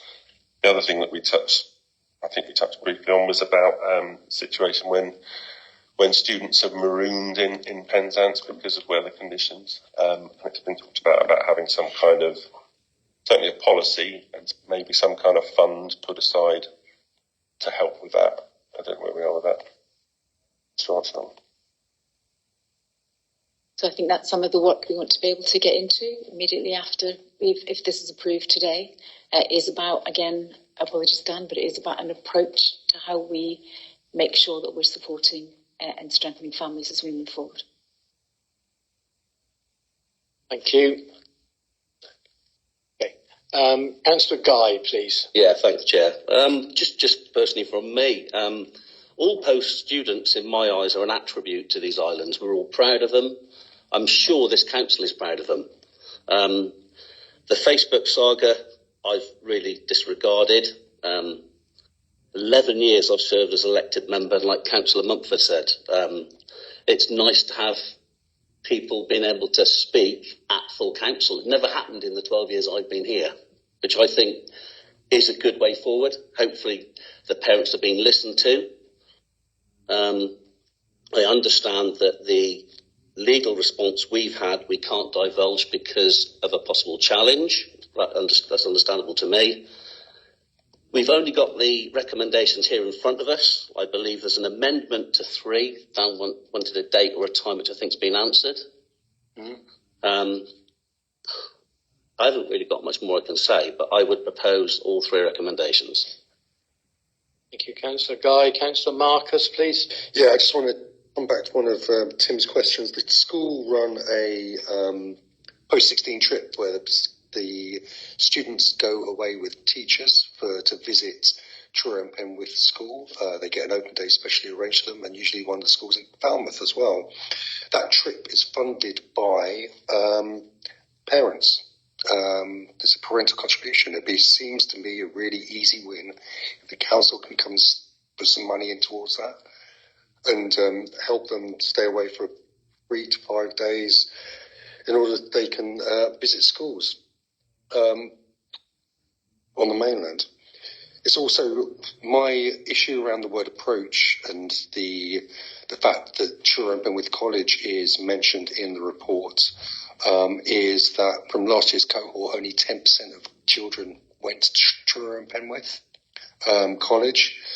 Everyone else went further afield, and that could be to do with something about accommodation. I believe that of that 10% that went to Truro Penwith, none are in homestays. They're staying with family. And also, it's worth noting that 10% of that cohort also left the island as well. So that's not a statistic we can keep going with. That's all from me. Thank you. Thank you. Councillor Dean, please. Yeah, just to summarise a bit, really. We've talked a lot about the legal position, our statutory guidelines, what we're legally required to do, and we've only really touched briefly on what our moral responsibility is. I mean, I strongly believe that our I don't want to sound like Whitney Houston, but that our children are our future, and one of the most vulnerable parts of our society. So I think we should be doing absolutely everything we possibly can to guide them through this, this difficult, we all know it's a difficult time going from teenage to adult anyway, but it's particularly difficult when you live on an island here and you've got to go that distance to the mainland. It might as well be 1,000 miles sometimes. 28 miles is impassable sometimes. So I really think we need to think long and hard about what we're doing here, and where we want to spend our resources. We spend a lot of money on Park House, quite rightly, to look after our elderly and vulnerable people. We spend a lot of money on the airport because it's a vital link, and our tourist industry needs that. We need that as well. We don't have to do either of those things, and we don't have to. Well, according to the legal advice, we don't have to do any more than we're doing with our post-16 kids now either. But I strongly think that we should be doing more. I'll leave it there. Thank you. Thank you. Councillor Toby Dugan, please. Yes, thank you. I agree with Councillor Dean and Councillor Bedford. We've got to be braver, and I think we've clearly let down the parents here. It's something which quite surprised me, really. And going back to what Councillor Bedford said, at the last meeting about this, I did ask the chair, etc., the chief exec, about whether the Secretary of State and the Secretary for Education had been written to. And I was told yes, but I've not seen copies of those letters as well. I only received these questions and answers like the rest of us at 8 o'clock last night to form some sort of position on. I think that's quite late in the day. And I think an uplift of 1,600 is woefully inadequate, and I can't be voting for it. Thank you. Councillor Bedford, please. Thank you, Chairman. I just wanted to support what Councillor Dean said. I understand the financial lead which this report dominates, but I ask myself, why am I a councillor? Why am I here? And I'm here for the community, to benefit the community. And if we don't support, and if we don't show the children that are coming forward, Isles City children, that we actually care about them enough to say, you're actually worth a bit more than 1,500 uplift to give you the best options for your future. We have a letter here that stated it was £5,000, and I really don't understand why that recommendation, or why that isn't an option in this report, and what the financial implications would be. Yes, I think as a council we need to be brave, and we need to say to the government, hey, we're standing up here, we're standing up for our children. Okay, we're threatening bankruptcy, we've got all this to face, but actually we're putting our children first. You said you're going to pay for it. It's your law. It's what you say children have to do. 30% of our children have dropped out of post-16. That's appalling. That's 30% of children that may actually miss the opportunities of being successful in the future. So let's be brave, as Tim said, and challenge the government to come up I actually think this report is too light. It hasn't answered the questions that I wanted, especially about in terms of what we're meant to be doing as a provider. It doesn't give us the options that really, enough options. It gives us the minimum, and I will not support it. Thank you. We have Councillor Legg, please. I've been listening intently to everything and agree with comments from all around the room, and especially the lead member for children way back at the start of this. I think the one thing that I really want to emphasise is the importance of parental choice, and I think that whatever approach we take going forwards needs to be mindful of that and protect that. I think that close to home is an interesting phrase for a crow, the proverbial crow that flies in a straight line. Close to home means one thing. For a human travelling across a body of water, it might mean another. And then where is home? Home is where the heart is. If you've got family in Devon or Hampshire or Newcastle, perhaps home is actually there, and I would not like to restrict people about where they send their children, because the best option for them may not be in Cornwall. We already have started down the road of restricting people by suggesting that they should take the ship where possible, and that isn't necessarily always the cheapest option, as the ship sails in or arrives in Penzance in the evening and leaves in the morning, so you have to be local to Cornwall. As we all know, it's also not the most comfortable of travelling options, and for some people that can be incredibly distressing, let alone arriving in Penzance late in the evening for a 16-year-old may not be the best option either. So I think we've already made that decision, but I think going forward we really need to make sure we are working all together, and I believe that that's what this report does suggest. So I believe recommendations have already been proposed. Those are my thoughts. Thank you. Councillor Sims, please. Just with reference to being brave, and I do take everybody's sentiments on this, so just referring back to the 5,000, if it was proposed, if it went through, and in the extremely unlikely event one officer allowed it, the external auditors would report us to government, we'd be in special measures, and then it all stops. Somebody else would be running the council, which is why this Braylon is suicidal, and 5,000 would be suicidal. Thank you. So we have a proposer for the recommendations for this paper. I think, Councillor Legg, you've asked me to take them separately. So we have a proposer for recommendation 1. Do I have a seconder for recommendation 1, please? Councillor Grottick. All those in favour of recommendation 1?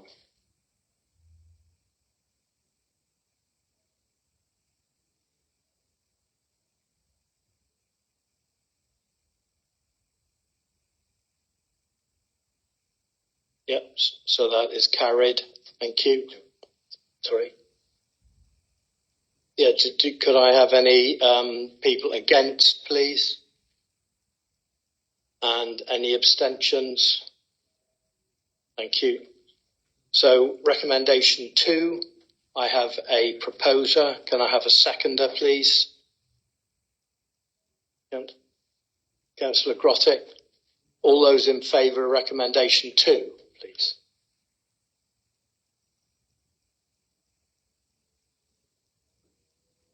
It's carried. Any against, please? Any abstentions, please? So recommendation 3, the last recommendation, we have a proposer. Could I have a seconder, please? Councillor Sims. All those in favour of recommendation 3? It's carried. Thank you. Any against? Any abstentions? Thank you very much. And thank you very much for a very comprehensive debate. And thank you very much to all the parents and community that have attended on this item. Thank you.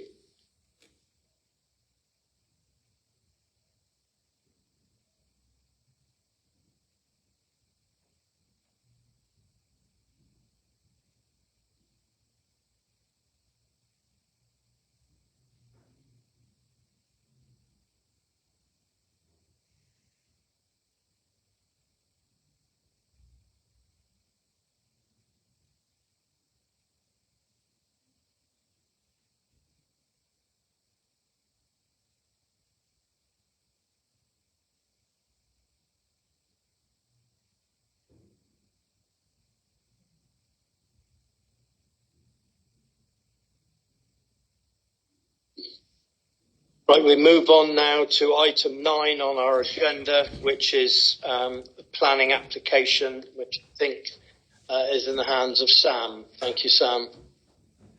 Thank you, Chair.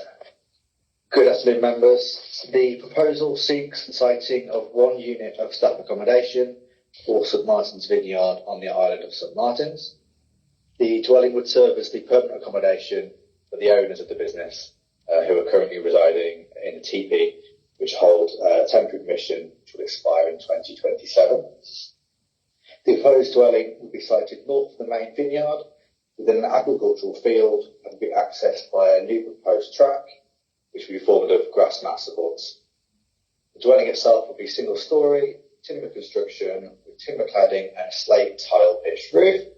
The front elevation will feature large glazing with a patio and pergola. The dwelling will be a modest scale and will be in a relatively enclosed siting that would relate well to the existing vineyard. Members may note that the site holds an extant permission for the erection of a staff dwelling and landscaping. The application, this permission has started, however the applicant has indicated that the proposal is no longer viable due to issues of flooding. The applicant is therefore subject to a unilateral undertaking which will relinquish that permission and ensure only one dwelling could be built out for the use of staff accommodation for St Martin's Vineyard.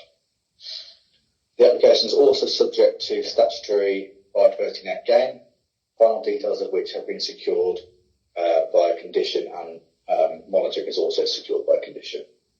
The recommendation is therefore to be for approval subject to conditions set out in Appendix A. Thank you very much, Sam.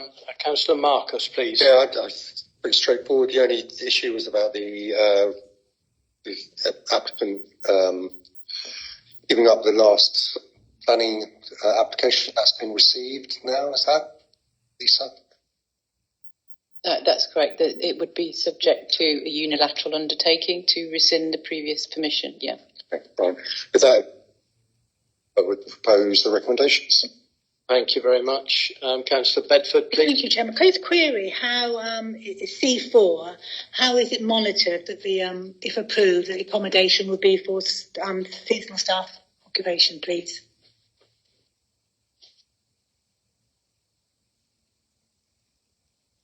I want to come back on that, Sam. Sorry, I don't have the paper to me. Just one moment. So it's condition 4 for the private dwelling to staff accommodation, was that? So the way that be monitored is essentially, should there be a complaint or a breach of permission where someone was occupying the dwelling as, say, holiday accommodation or not in relation with the vineyard, the authority could then take action on that to ensure the dwelling was only used for staff accommodation in relation to the vineyard.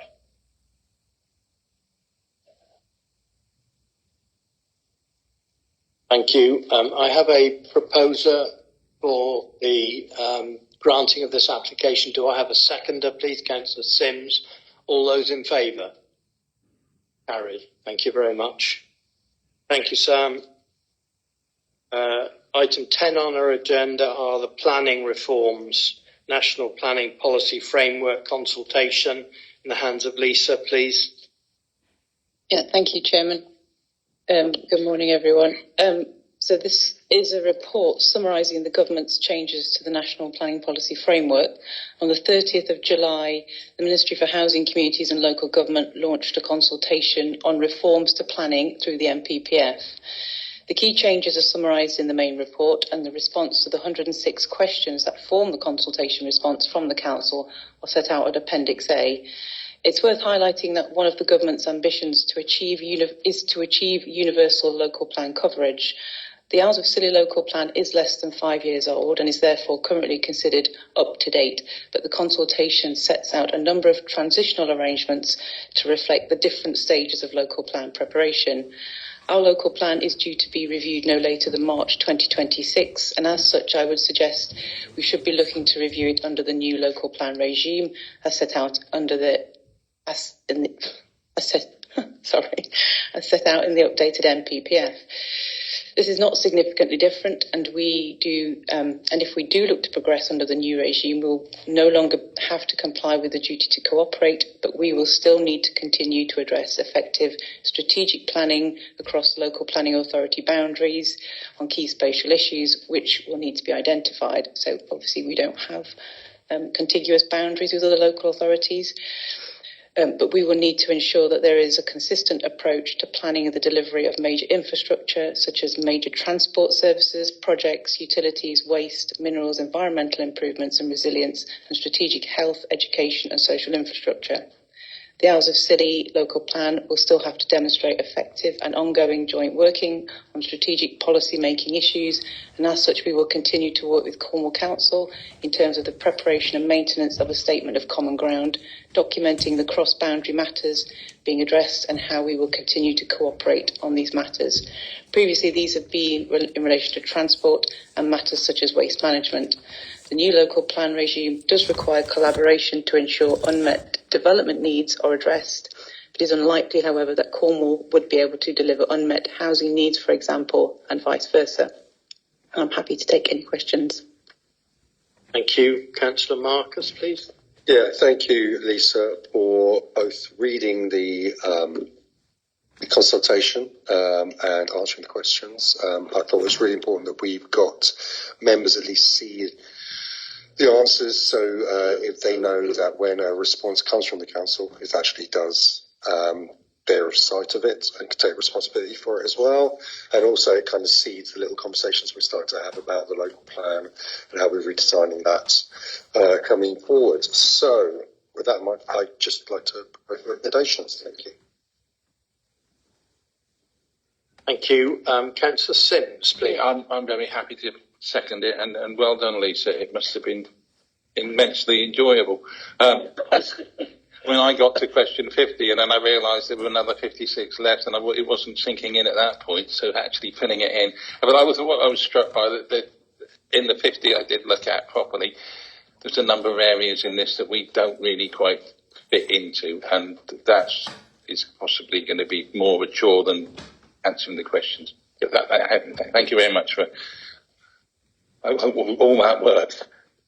Thank you. Councillor Watt, please. Thank you, Chairman. I'd like to echo what Councillor Sims said. In particular, I think the response was simple, clear and sensible, particularly the questions. I went through all of them, actually, mainly because there was nothing on television I wanted to see. So, but particularly liked the response to question 31, 35, 38, 73, 80 and 85, just to prove I read it. What was 85 then, Councillor Watt? Thank you very much. Right, we have a proposer and a seconder. All those in favour of the recommendations, please. Thank you, that's carried. Thank you very much, Lisa.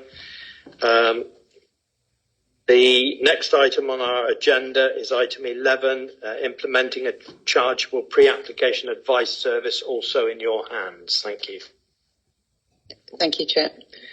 So this is a report that seeks to implement a local charge for pre-application planning advice. So we've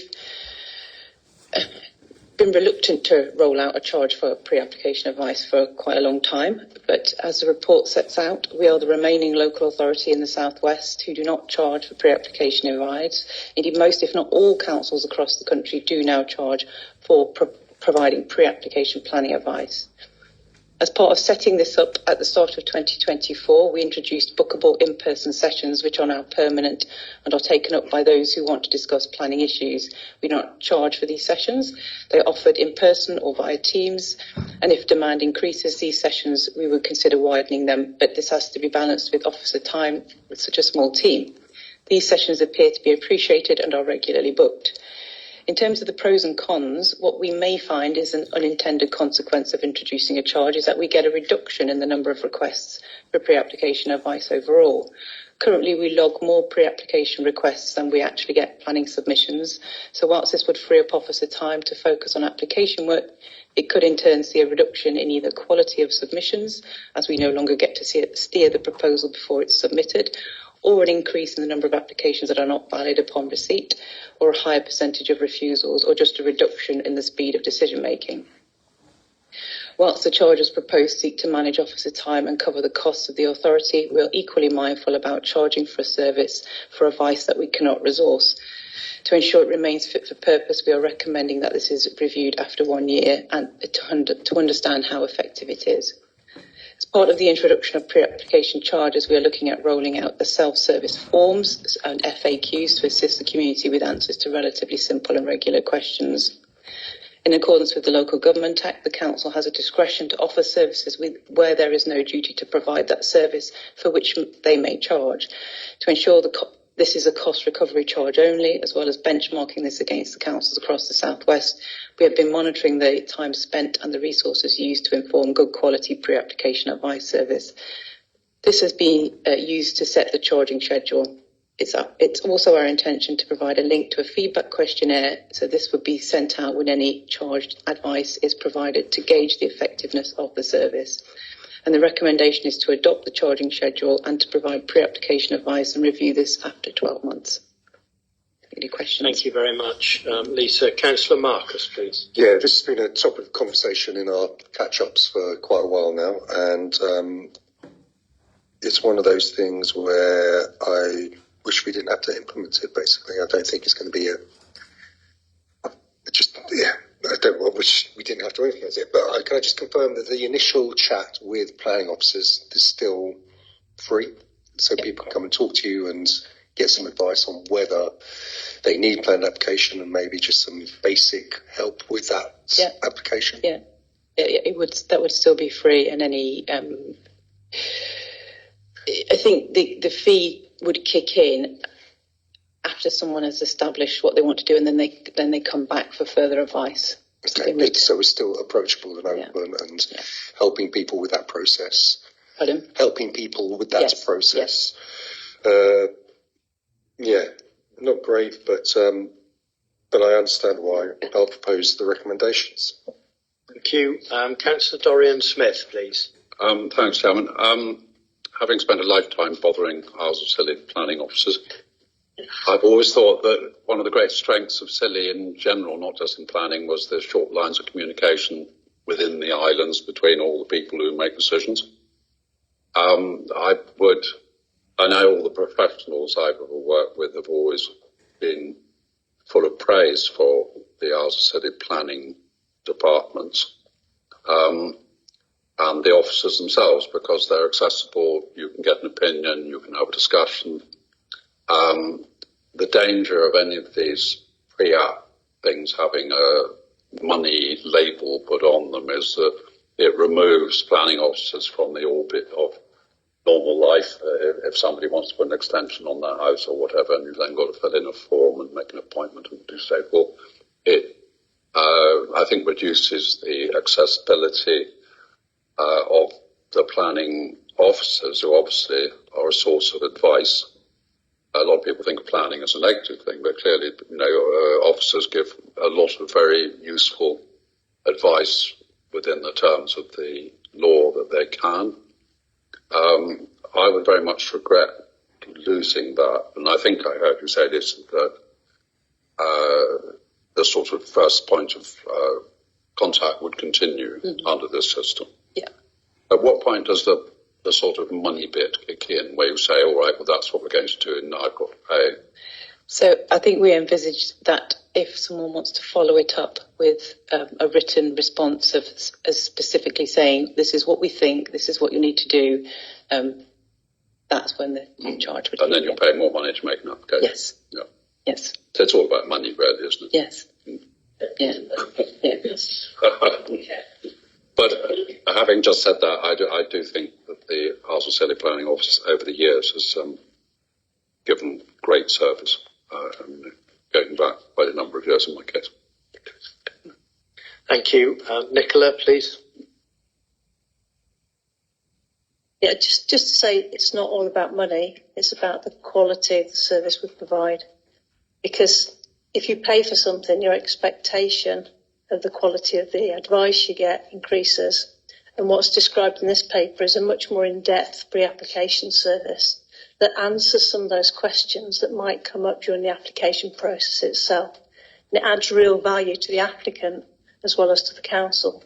So you get an early warning system, if you like, about those problems that might come in later as you've gone to the 11th hour. And then that causes a great deal of expense and problems further down the line. So I would say it's about a quality of service, not just about money. I'll try that on British Rail next time. Thank you. Councillor Legg, please. Well, if it's all about money, then I guess my question is, do we have an estimate for sort of how much it's costing us to not charge at the moment? Yeah, so we've... it's one of those things that's really hard to quantify because we spend an awful lot of time doing things that you don't think are actually doing work. But when we actually assessed last year's pre-application advice and all the site visits that we did and extra advice that we got on top, it worked out about £17,000. So if we were to apply this charge to last year's pre-application advice, we would still be making a loss, but we'd just be making a lot less of a loss. So we're not making a profit from the advice we give if everyone who came last year were to ask us again. So just following that through, when we review this in a year's time, under financial implications, it might say that there would be a cost of £17,000 if we chose to stop charging for it. Okay, thank you. Thank you. Councillor Guy. Yeah, thanks, Chair. Just on page 3, I think it says it all, doesn't it? A 20-minute free office meeting with the Chief Planning Officer to discuss, no fee. Then if you need a written response back and it's taking longer, it's £81. Yeah, I think it's very good. So I'm going to propose the recommendations. Thank you.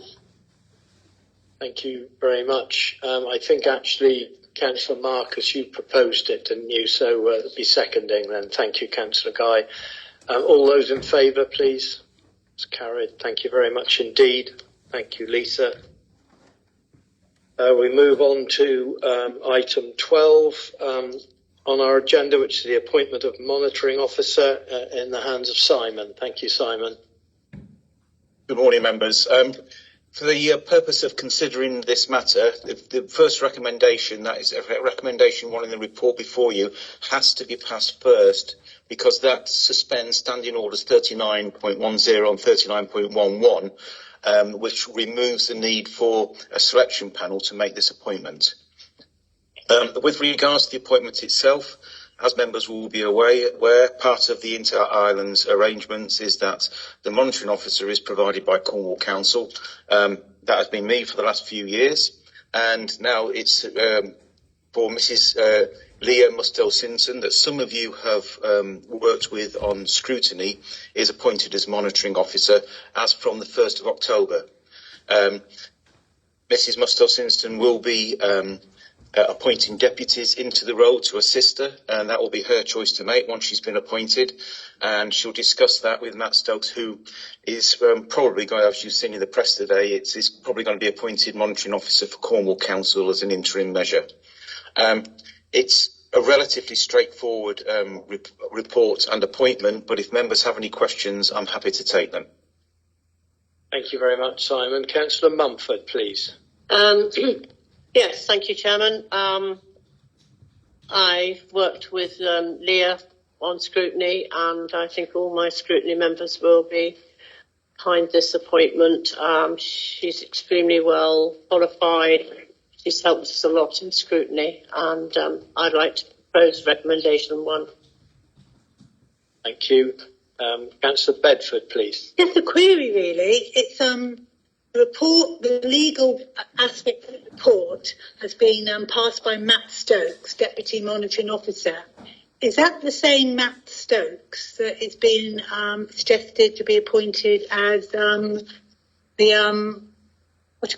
Deputy Monitoring Officer? Is that the same person? Yes, that's exactly the same, Miss Point. Matt Stokes is one of my deputy monitoring officers at the moment. So how can he pass a report that actually impacts on him? Because I completely understand where you're coming from on that. It would have been me or Matt or Leah, because the report would have been cleared by one of the monitoring officers, and it impacts on all of us. I don't understand. Sorry. Can I come? Oh, yes, please. Thank you, Russell. Can I come in? Yeah. Yeah. Matt Stokes, as Simon has just stated, is one of Simon's designated deputy monitoring officers at the moment. I think if you read the recommendation, it says that the new monitoring officer will need to appoint our own deputy monitoring officers following discussions with Mr. Stokes. So it doesn't say he's going to be a monitoring officer. No. It's just a governance thing. I just think, how can you It doesn't say approve something that you're actually a part of? That's what I just wanted clarification of, because he is part of it, isn't he? he's currently part of it. He Yeah. cleared it. He may not be part of it going forward. Okay, I'm with you now. He also happens to be the proposed monitoring officer's line manager. So I think that's the bit there that's where she's going to have, where she would have discussions with him, because it will impact on who they identify as deputy monitoring officers. It impacts on how Cornwall set their services up as well. So that's the discussion that's going to happen. I'm sure that's clear as mud for me. Thank you. Councillor Sims, please. I would just like to echo Admiral's comments. In my dealings with the lady, the surname is a mouthful. I thought she was very approachable, very helpful, and I'm very happy to second the proposal. Thank you very much indeed. So we're going to take recommendation 1 first, for which I have a proposer and seconder. All those in favour? Karen, thank you. Recommendation 2, I have a proposer and seconder. All those in favour? Sorry, Councillor Mumford, did you want to come in? Yeah, I didn't actually propose the second one. I proposed the first. Right, okay. We need to go Your mic's not. All right, thank you. So I need a proposer and a seconder for recommendation 2, please. Councillor Grottick. Happy to Councillor propose. Sims. Thank you. All those in favour, please. That's carried. Thank you very much. And I would like to take this opportunity not only to thank you for this paper, Simon, but to thank you very much indeed for all the hard work and support you've given this council. I know you've got a lot on your plate in Cornwall, but we do appreciate what you've done for us and the time you've given us and the advice you've given us. Thank you very much indeed. Thank you, Mr. Chairman. Right, we move on now to item 13 on our agenda, which is the Isles of Scilly Fire and Rescue Service Assurance and Review in the hands of Mark.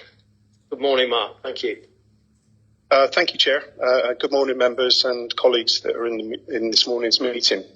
I do have apologies from Station Manager Kevin James. We are both currently in Cornwall Fire Headquarters at this time, and we are mid HMI CFSRS inspection, and Kevin is currently being interviewed with the team at this time. So if I can go forward, on the basis that there has been a report, a covering report, and the actual document itself with regard to our services annual statement of assurance.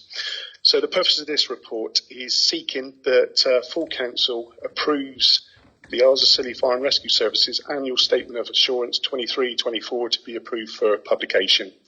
And just summarising very quickly and touching on the background of the requirements of this, the key purpose really of the annual statement of assurance is to provide assurance to our communities so our public, our local businesses, the council, yourselves as the Fire and Rescue Authority, and actually the government, that our fire and rescue service is being delivered efficiently and effectively. If I can just remind you, it is a review, it's a backward look, so it's providing assurance with regard to the year 23 to 24. There is a requirement to satisfy the requirements of the National Framework Document, which sort of sets out the direction for fire and rescue services. And there is an obligation for each statement of assurance to be reviewed by the authority's responsible scrutiny function. This did take place during a meeting on the 18th of July 2024, and I would just like to take this opportunity to thank the Scrutiny Committee for their questions and the clarity asked at that meeting, and also our thanks to Councillor Mumford for informally meeting throughout the year to sort of share our updates and progress. So just confirming that this backward look, this annual statement of assurance, it's relating to our first year, year one of our 23 to 26 community risk management plan. That's it summarised. I hope members have taken the opportunity to review the document, read the document, and Chair, if I can hand back to you for the recommendation that the Isles of Scilly Fire and Rescue Service Annual Statement of Assurance 23 to 24 is approved and signed off at full council as the Fire and Rescue Authority. Thank you. Thank you very much indeed, Mark. Councillor Sims, please. Yeah, having gone through this in scrutiny already, I'm very happy to propose the recommendation, and I hope Kevin's interview goes well. Thank you. Thank you. Councillor Bedford, please. Just a couple of queries, really. Well, one, I'll keep to. It's about community risk emergency plan.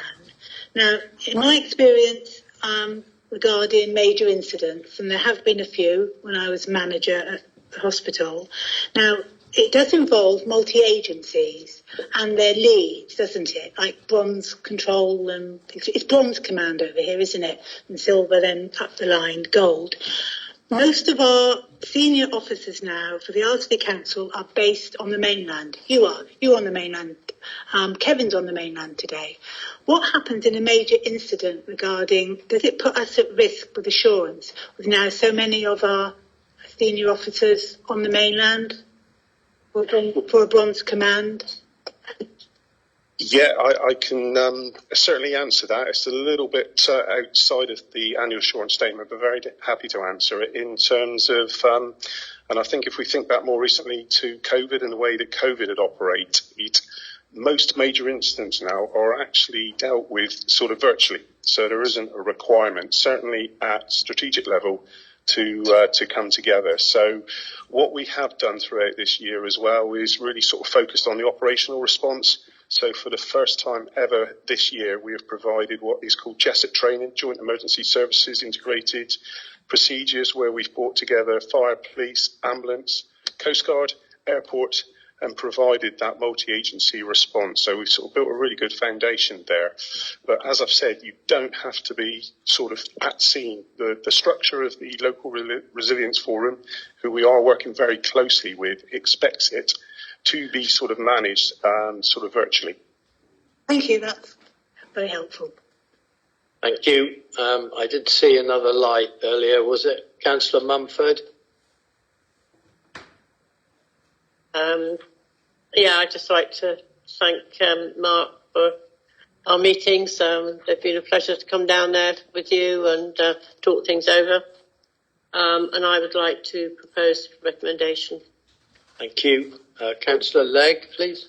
It's not really a question for Mark about this, but it's on the subject of sort of emergency services. And I'm minded that for scrutiny, we talk to the health service regarding ambulance cover on the islands, and we are responsible for fire and rescue services on the island. But this council never holds the Coast Guard to account, which for a group of islands I feel is pertinent. And I'm minded that on St Agnes we currently have no Coast Guard service, and I just wondered whether sort of the special services that are included in this report include where St Agnes Fire Team are sort of providing cover for the Coast Guard. So there's sort of two questions built into one there. Yeah, absolutely. And Councillor Legge, recognising that position. So in the last 12 months, I would suggest we have been holding a Isles of Scilly Blue Light group where we bring together police, ambulance, fire and Coast Guard. We are in a position where St Agnes Fire Team have sort of stepped into some of that space now. Admittedly, they can't cover all of the remit of previously what was provided for the Coast Guard, but the area that they have stepped into is the support of missing persons, should it required, and also the support of helicopter landing sites. But like I say, I do recognise that sort of jurisdiction does sit outside, but certainly we are aiming to work together to cover any gap that there is, and in regular communications with the Coast Guard team. Thank you very much. I don't have any more questions on that. Thank you. So I have a proposer and seconder for this report. All those in favour, please. It's carried unanimous. Thank you very much indeed, Mark, for all your work, and please pass on our best wishes to Kevin and thank him as well. Thank you. I will do. Thank you. So, item 14 on our agenda is the housing allocations policy review in the hands of Rachel. Thank you, Rachel. Thank you, Chairman. So the social housing allocations policy determines how we allocate our housing resource locally across our community. With an ever-growing demand for affordable housing, changing demographic and a need to maintain our requirements under legislation, it's essential that the policy evolves with this and remains in a fair, transparent and responsive way for the needs of our community. The current policy has served our community quite well since 2012, but several factors necessitate a review and update of this now. Legislation-wise, we're required to make some adjustments to ensure that we maintain our legal compliance within this document. Also demand pressures, so we've got increased demand locally for social housing, meaning that we must prioritise those most in need. Accessibility-wise, we need to ensure that our allocations process is fair to all, particularly vulnerable groups such as those of low-income families, individuals with disabilities and the homeless amongst our community. We also have another one locally. I think many councils are feeling this at the moment in order to adjust for sustainability. So ensuring our policy promotes long-term community sustainability within the islands. Many of the changes are, all of the changes are documented in the document, but some key changes to just bring your attention to in there is eligibility criteria wise, the residency and local connection criteria. So we're widening this to also include anybody who is employed within the islands and required to reside in the islands in order to fulfil that employment.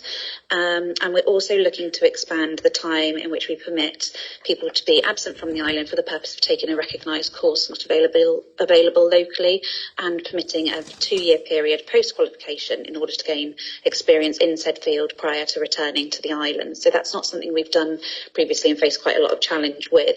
In terms of the non-eligibility criteria, there's a big change in that regarding property and land ownership. It's one of the more contentious changes within the policy, and it's provoked quite a lot of discussion. I'm sure it will going through the consultation process as well. However, for the purpose of consultation, it was concluded that it was reasonable to permit an applicant to join the register who owns a property elsewhere, providing it is not already within the islands. We're also looking to bring in income and savings thresholds within our policy. We're one of the few local authorities not to include these now. And while we're looking to bring them in, we also have been given consideration to the higher than average costs locally for property, and therefore, rather than setting these at the limits required to meet housing benefits, we're proposing to base these on standard requirements to purchase standard accommodation of different sizes locally, and we'll keep this monitored and reviewed annually just to make sure that's still relevant at the time. There are also changes to the prioritisation document, which is the point assessment. I feel that they're quite self-explanatory within the report, and I do want to reiterate that although the points now appear lower, this is across the board, so it is relative. So I hope that makes sense to everybody. The recommendations from the reports are that councillors approve the draft allocation policy and prioritisation assessments shown in appendices C and D to go out to public consultation. And there's a second recommendation that councillors approve the consultation process and in the documents set out and the questions within Appendix E. Happy to answer any questions. Thank you very much, Rachel. Councillor Dean, please. Yeah, thanks, Rachel. Really good report, really well set out. Explains everything in there. There are some controversial things in there.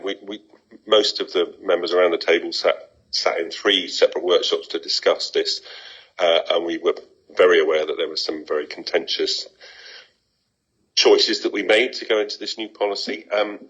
And for me, one of the main reasons for doing that is to try and get some feedback from the community. We're forever being told that our allocation process isn't fit for purpose, it doesn't work for them, it doesn't work for me, blah, blah, blah, blah. So I would urge the community to get involved in this and take the time to answer the questionnaire and give us some feedback in there. Yeah, I think that's it for now. Thanks, Rachel. Thank you. Councillor Sims. Good report, and I do remember those workshops vividly. It's just on page 162, it's got 3 and 4 members of the armed forces who lived on the islands for a minimum of 2.5 years immediately before their marriage, and then the following one is spouses. It seems to exclude members of the armed forces who are single or live in sin. Because it's just the whole point of the consultation, isn't it? It's slightly confusing. I mean, if you're a single member of the armed forces, you have that eligibility, don't you? But that seems to suggest if you only have it if you're married, and now obviously that's not the case. But it probably could do with clarifying. No, that's no problem at all. That is statutory guidance, and that is literally copied and pasted from that. That's what we've included in there. But happy to clarify that in any consultation process. Thank you. Councillor Marcus, please. Yeah, be really good. I remember some of those controversial choices we made. It'd be really good to get people's opinions on those. I just want to make sure that the consultation document itself is triple checked in terms of typos, because I've spotted a couple in there already. And just in terms of the format of the questionnaire, can it be really clear about which sections the changes are referring to so people can refer back? At the moment, for instance, there's a couple of question 3s. I don't know, I'm getting lost already about which bit they're referring to when I've got the policy there. So just to make sure that everything's really crystal clear in the paperwork, and then when you do it online with links and stuff like that. So. No problem, that's fine. We've noted all of that. Thank you. Thank you. Councillor Mumford, please. Thank you, Chairman. On page 165, so that means now if you own a property on the mainland or anywhere, you can still apply for a council house? It does, yes. It's open for consultation. It's not a definitive. So any feedback you have on that, very welcome. Right, thank you. Okay, thank you. Don't see any more questions at the moment. Obviously, there's a consultation, so there's a lot more to discuss on it yet. Could I have a proposer, please? Councillor Sims, seconder. Councillor Dorian Smith. All those in favour? It's carried. Thank you very much indeed, and thank you, Rachel. Item 15 on the agenda is Regulation of Investigatory Power Act, in the hands of Simon, our monitoring officer. Thank you, Simon. Thank you, Mr. Chairman, and good morning again, members. With regards to this matter, it was considered, first of all, by the Governance Committee, who also reviewed the inspection letter from the investigator who inspected the way that the council complies with RIPA after the inspection in January. This was largely an electronic exercise, as most of them are these days, and the decision was, even though the powers hadn't been used in the last 3 years, that were the council to use them, then it had satisfactory compliance with RIPA, but did make some recommendations with regards to what could be improved. The large majority of the recommendations, such as training for officers, which has since been done, were considered by the Governance Committee. But one of those was that the RIPA policy is updated to reflect current thinking. That has been done, and it is appended to the report for approval. I do appreciate this is a subject that doesn't come before council very often. I've tried to cover some of this within the report, but I thought it best just to take questions from members about the use of RIPA rather than try to keep speaking about it and then not cover what you may be interested in. So I'm happy to take questions. Thank you, Simon. Councillor Marcus, please. Have there been any uses of RIPA in the last 12 months? No, there hasn't. Okay, have there been any uses of RIPA by this council at all? Not to the best of my knowledge since I've been monitoring officer, no, and I can't, even when I was involved with DMO ago, I can't remember the council using it. Thank you. Councillor Legg, please. Propose the recommendation. Thank you. Seconder, Councillor Sims. All those in favour? Thank you very much. Thank you very much, Simon. Thank you. Right, item 16 on our agenda, the last item, is the disposal of Unit 13, Porthmelon Industrial Estate, in the hands of Nicola. Thank you. Thank you, Chairman. Thank you, members. Thank you. Okay, so this item relates to the disposal of Unit 13, Porthmelon Industrial Estate. The council have received a request from the owner of the building at Unit 13 to purchase the land and yard from the council. So the land is owned by the council, the building is owned by the occupier. We receive a rental income of £1,650 per annum from that leasehold. The financial regulations require this matter to be considered by council. The council should seek the best consideration for the asset, and to establish that best consideration, we go to an independent valuer, and they value the property at £78,000. Following negotiations with the occupier, the final offer has been received for £70,000. There's a rationale to accept that offer, which is slightly below valuation, in that the offer needs to be affordable to the occupier. They need to invest in the site and buildings, and the Government Act allows us to accept an asset below best consideration where there's an economic benefit. And in this case, the sale would allow the economic certainty to an island business, allowing further investment to the benefit of the local economy. So the recommendation on page 213 is that we approve the disposal of Unit 13 or the land of Unit 13 for £70,000. Thank you, Chairman. Thank you. Councillor Dean, please. I'll propose the recommendations. I think the 8,000 below the valuation is more than acceptable when you think of the value that particular company brings to the island. So I'm happy to propose the recommendation. Thank you. Councillor Sims, please. I'm happy to second it, especially if they wish to do some work on a building which is frankly getting a bit dilapidated. Thank you. Councillor Guy, please. It's all been said, Chairman. Thank you.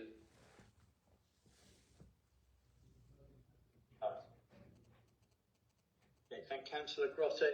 When you get to the vote, Chair, please could you ask for my abstention to be recorded, as I had that minor interest. Thank you. Okay, hopefully you've got that, Mr. Thomas. Thank you. So I have a proposer and seconder. All those in favour, please. That's passed. Thank you very much indeed. We just have part 2 reports for information only. I would just like to thank you all very much for your contributions to the meeting today. It's been a very difficult time for all of us in council around our post-16 issues on the islands, and I'm sure that we will continue to focus on that and try and find the best solutions for our children. I'd like to thank Anne for her work on this, and particularly Councillor Williams for all your effort in trying to help deal with this as lead member for children, and for your very full and thorough report earlier. Thank you very much indeed, all of you. Thank you. With that, I'll close the meeting.